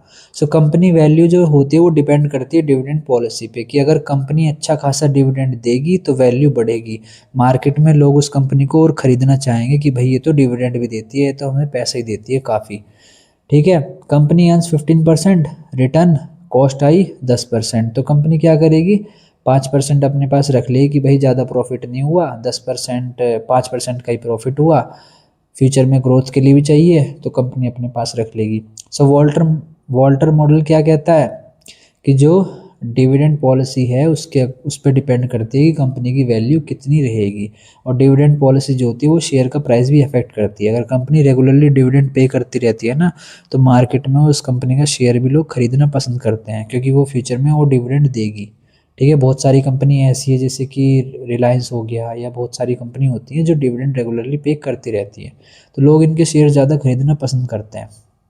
सो ये होती है वॉल्टर मॉडल। नेक्स्ट है Gordon model. So given by Gordon, also called bird in hand theory. So ये जो होता है, investor prefer dividend now than future profit. So आपने देखा होगा वॉल्टर जो होता है, और ये जो वॉल्टर का मॉडल है और ये जो ये वाला मॉडल है, दोनों ही डिविडेंड के ऊपर बेस है। जैसे कि डिविडेंड मॉडल है तो डिविडेंड पे होंगे, पर ये डिविडेंड पॉलिसी को देखते हैं कि भाई अगर डिविडेंड पॉलिसी अच्छी होगी तो कंपनी की वैल्यू बढ़ेगी। अब जो वॉल्टर था वो तो ये बोलता था कि अगर अच्छा डिविडेंड दोगे, चाहे फ्यूचर में दो चाहे आज दो, उससे कोई फ़र्क नहीं पड़ता। पर गॉर्डन मॉडल क्या बोलता है कि हमें तो प्रॉफिट डिविडेंड आज ही दो, जो प्रॉफिट आपने कमाया हमें आज ही डिविडेंड चाहिए, आप उसको अपने पास मत रखो कि हम फ्यूचर में डिविडेंड देंगे, हमें ग्रो तो होने दो। गॉर्डन क्या बोलता है कि हमें तो भाई आज ही प्रॉफिट चाहिए, ग्रो व्रो होते रहना बाद में, उसका नहीं है पता हमें, पर हमें आज ही प्रॉफिट चाहिए, डिविडेंड आज ही चाहिए। सो जो इन्वेस्टर होता है वो फ्यूचर में डिविडेंड ना लेके आज लेना पसंद करता है। पॉइंट्स पढ़ते हैं इसके। Dividend policy affect share value, वही regular dividend increase share price, investor like safe income, retained earning are risky. Retained earnings वही होते हैं जो कंपनी ने शेयर होल्डर्स को ना देके अपने पास रख ली हैं फ्यूचर की ग्रोथ के लिए, उनको रिटेन्ड अर्निंग्स बोलते हैं। So more dividend more value, investor prefer 10 rupees dividend now. So investor जो है वो 10 रुपये आज लेना पसंद करेगा, इंस्टेड ऑफ 5-6 साल बाद उसको 20 रुपये मिले। वो क्या बोलेगा, भाई 5-6 साल बाद तो छोड़, पता नहीं जिंदा रहेंगे नहीं, तो एक काम कर तू आज ही हमें 10 रुपये दे दे, ठीक है। सो गॉर्डन मॉडल क्या बोलता है कि जो इन्वेस्टर होते हैं वो आज ही जितना जल्दी हो सके उतना डिविडेंड उनको मिलना चाहिए, वही तभी वैल्यू बढ़ती है। वरना अगर आप डिविडेंड तो दोगे पर लेट लेट दोगे, थोड़ा थोड़ा दोगे कि भाई हम आने वाले सालों में देंगे, तो उससे वैल्यू नहीं बढ़ती। डिविडेंड देना है तो शॉर्ट टर्म में जल्दी दो, ठीक है, तो वैल्यू बढ़ेगी। ये बोलता है Gordon model.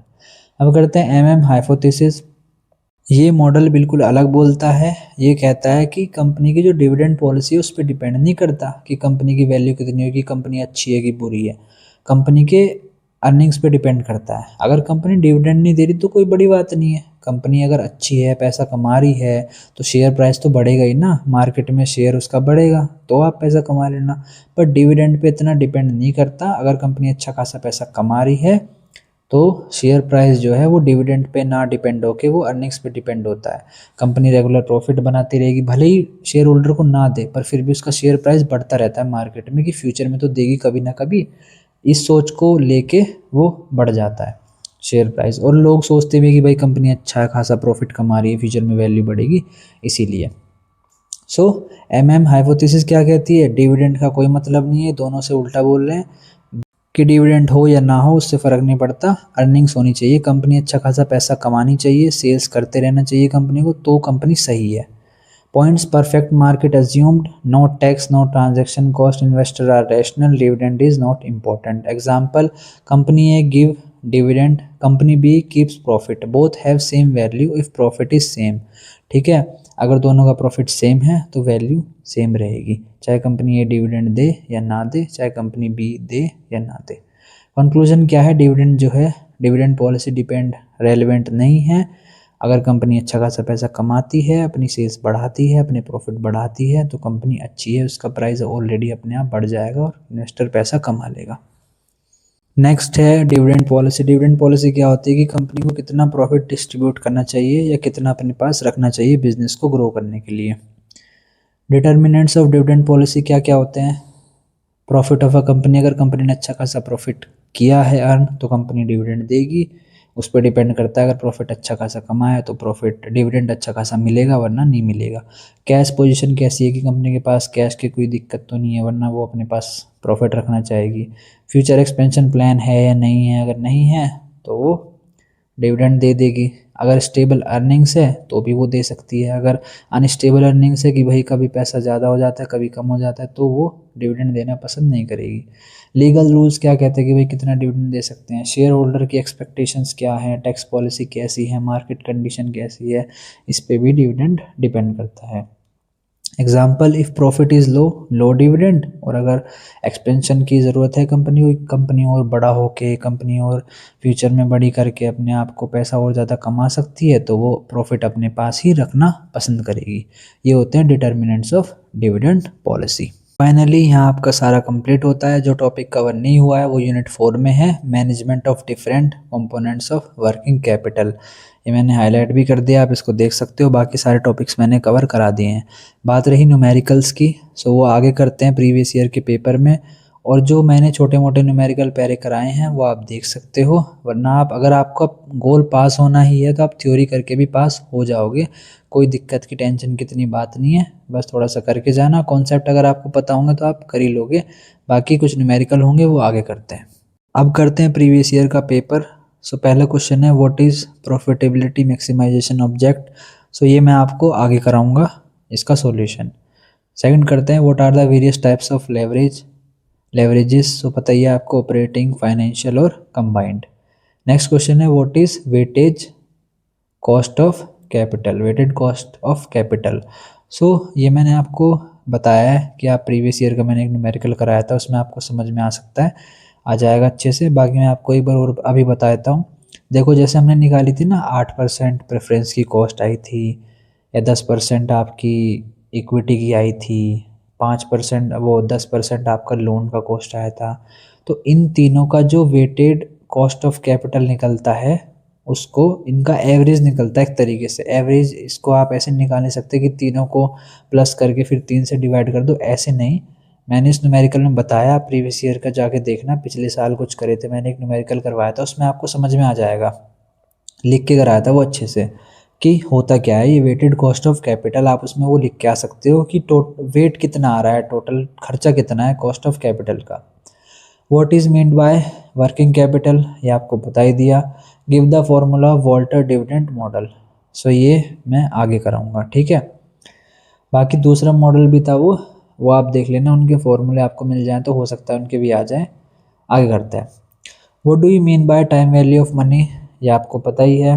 What is mean by optimum capital structure, optimum capital structure क्या होता है कि भाई ज़्यादा वो ना हो जाए, कॉस्ट ऑफ इक्विटी ना हो जाए, ज़्यादा डेप्ट ना हो जाए, उसको बैलेंस करके चलो।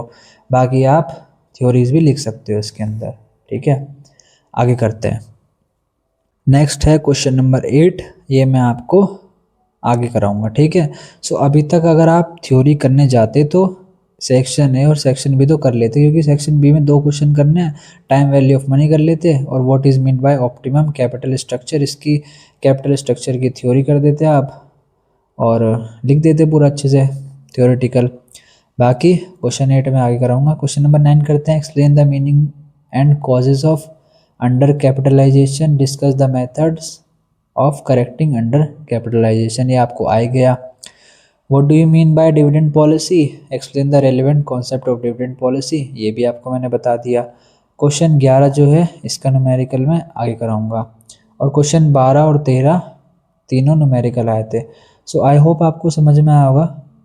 तीसरे सेक्शन में दिक्कत हो सकती है क्योंकि 2 15 नंबर के तो आप ऑलरेडी कर ही लोगे, ठीक है, 2 15 नंबर के तो आप कर ही लोगे क्योंकि दोनों थ्योरी है, और ऊपर भी सेक्शन ए और सेक्शन बी में भी दोनों कर लोगे। हो सकता है आपके में एक क्वेश्चन ज़्यादा आ जाए, पर आप कर लोगे इसको मैनेज, थ्योरेटिकल आ जाएगा, पास हो ही जाओगे।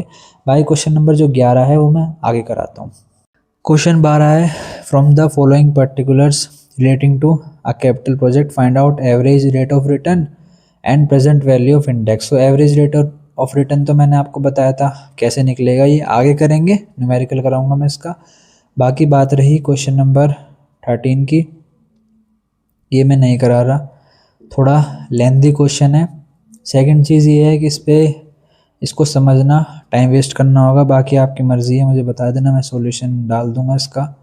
पर इतना मतलब मुझे ऐसा लगता है इस पर काम करना टाइम वेस्ट हो सकता है आपका। आप दूसरे क्वेश्चन करके, आपका मेन गोल क्या है कि अच्छे से पास हो जाए और अच्छे ठीक ठाक नंबर आ जाए, वो आपके आ ही जाएंगे इतना कर लोगे तो, ठीक है।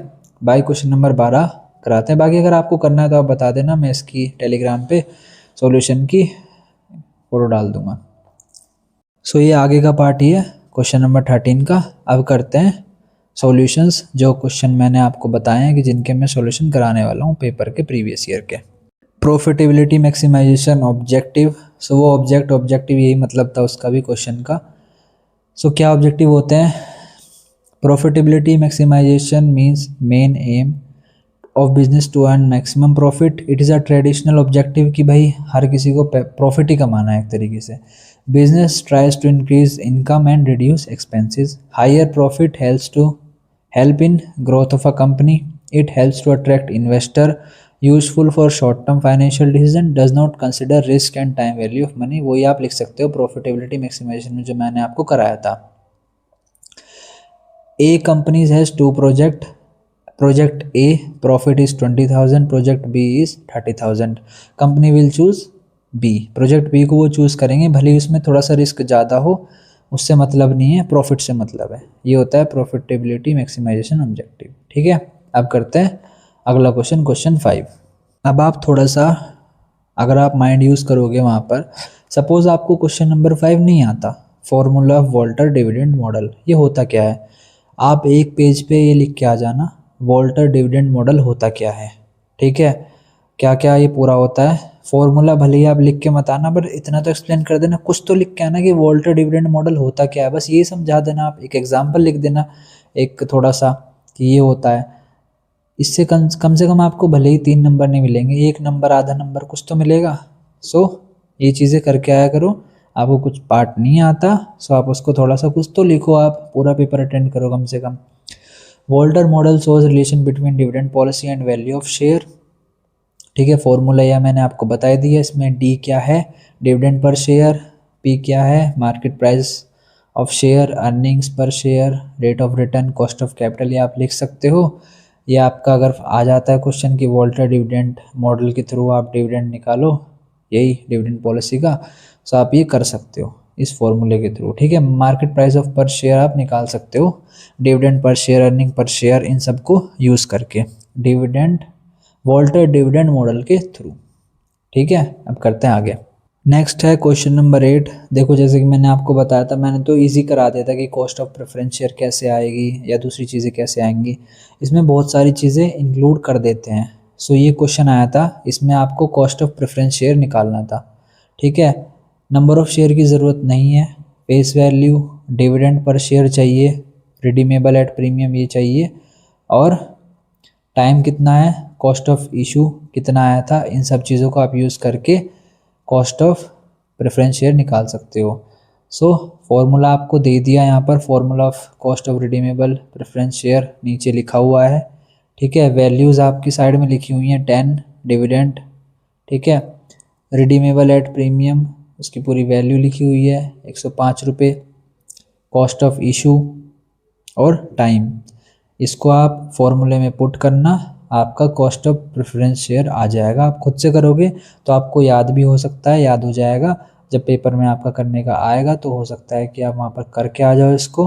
सो इसीलिए मैंने ये नहीं कराया सॉल्यूशन। इसका वैल्यूज़ दी हुई हैं, फॉर्मूले में आपको पुट करना है और कॉस्ट ऑफ प्रेफरेंस शेयर निकालना है और कमेंट करके बताना क्या आया आंसर। नेक्स्ट है क्वेश्चन नंबर 11। आप जाके देखना पीछे स्लाइड में और क्वेश्चन नंबर 11 में जो लिखा था उसको नोट डाउन कर लेना। तो इसमें आपको earning before interest and tax दिया था, प्रॉफिट बिफोर टैक्स दिया था और फिक्स्ड कॉस्ट दी थी। इसका यूज़ करके आपको निकालना था कि अर्निंग पर शेयर कितना इंक्रीज़ होगा अगर सेल्स 5% से बढ़ जाएंगी तो।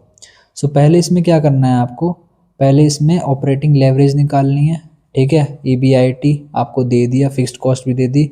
ये फॉर्मूला यूज़ करके आपको DOL निकालना है जो कि आपका ऑपरेटिंग लेवरेज है। उसके बाद आपको फाइनेंशियल लेवरेज निकालनी है। फॉर्मूला दे दिया है आपका, EBIT को डिवाइड कर देना PBT से। सो आपका क्या आ जाएगा, फाइनेंशियल लेवरेज DFL। फिर आपको कंबाइंड लेवरेज कैसे निकालनी थी, दोनों का कंबाइंड हो जाएगा। So DCL combined leverage equals to, so जो आपका ऑपरेटिंग लेवरेज आया था और फाइनेंशियल लेवरेज आया था उन दोनों को मल्टीप्लाई कर देना।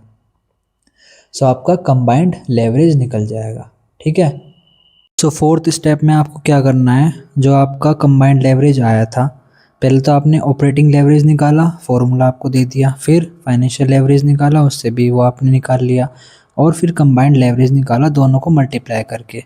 लास्ट में क्या करना है आपको, जो भी आपका कंबाइंड लेवरेज आया उसको 5% से मल्टीप्लाई कर देना, आपका आंसर आ जाएगा। कमेंट करके बताना आपका क्या आंसर आया। और इसे करने के मेथड भी दूसरे होते हैं पर ये थोड़ा सिंपल सा है, आप इसके थ्रू कर सकते हो, आंसर आपका सही आ जाएगा।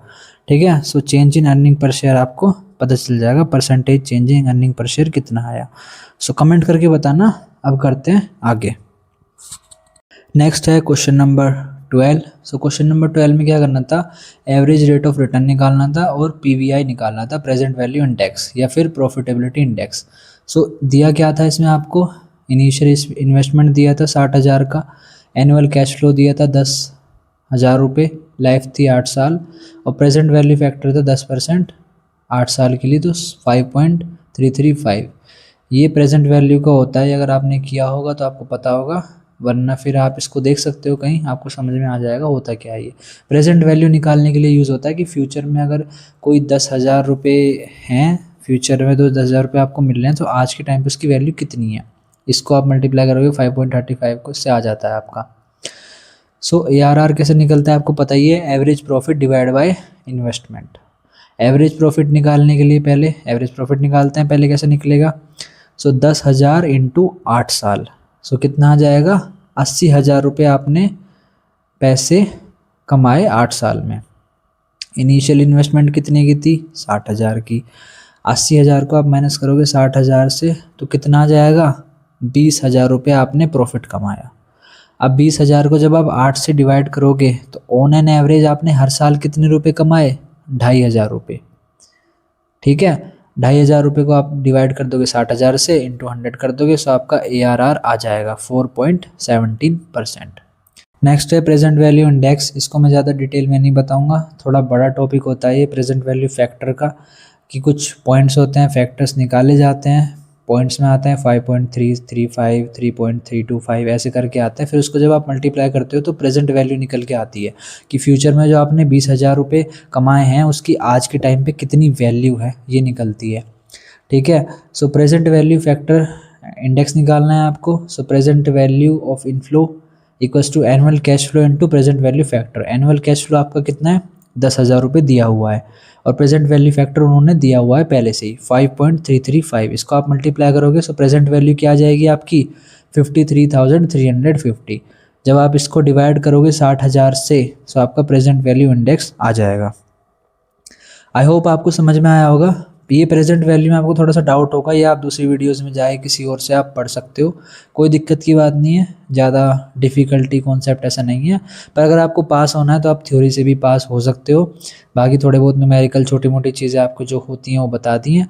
बात रही क्वेश्चन नंबर 13 की, बता देना, मैं उसका सोल्यूशन डाल दूँगा, उसको समझाऊँगा तो नहीं, काफ़ी बड़ा और लेंथी क्वेश्चन है वो। सही बताऊं तो मैं आपको, वो ऐसे आप करते हो एग्ज़ाम से थोड़े दिन पहले ही प्रिपरेशन करते हो, सो उसमें उसको करना थोड़ा मुश्किल रहेगा, बता देना, मैं उसको सॉल्यूशन डाल दूंगा। सो आज की वीडियो में बस इतना ही। चैनल को सब्सक्राइब कर देना, वीडियो को लाइक कर देना और आपके एग्ज़ाम्स के लिए बेस्ट ऑफ लक। आप अच्छे से करके आना, पूरा कुछ ना कुछ तो करके ही आना, ठीक है। पास तो आप हो ही जाओगे। सो मिलते हैं अगली वीडियो में, तब तक के लिए थैंक यू, बाय।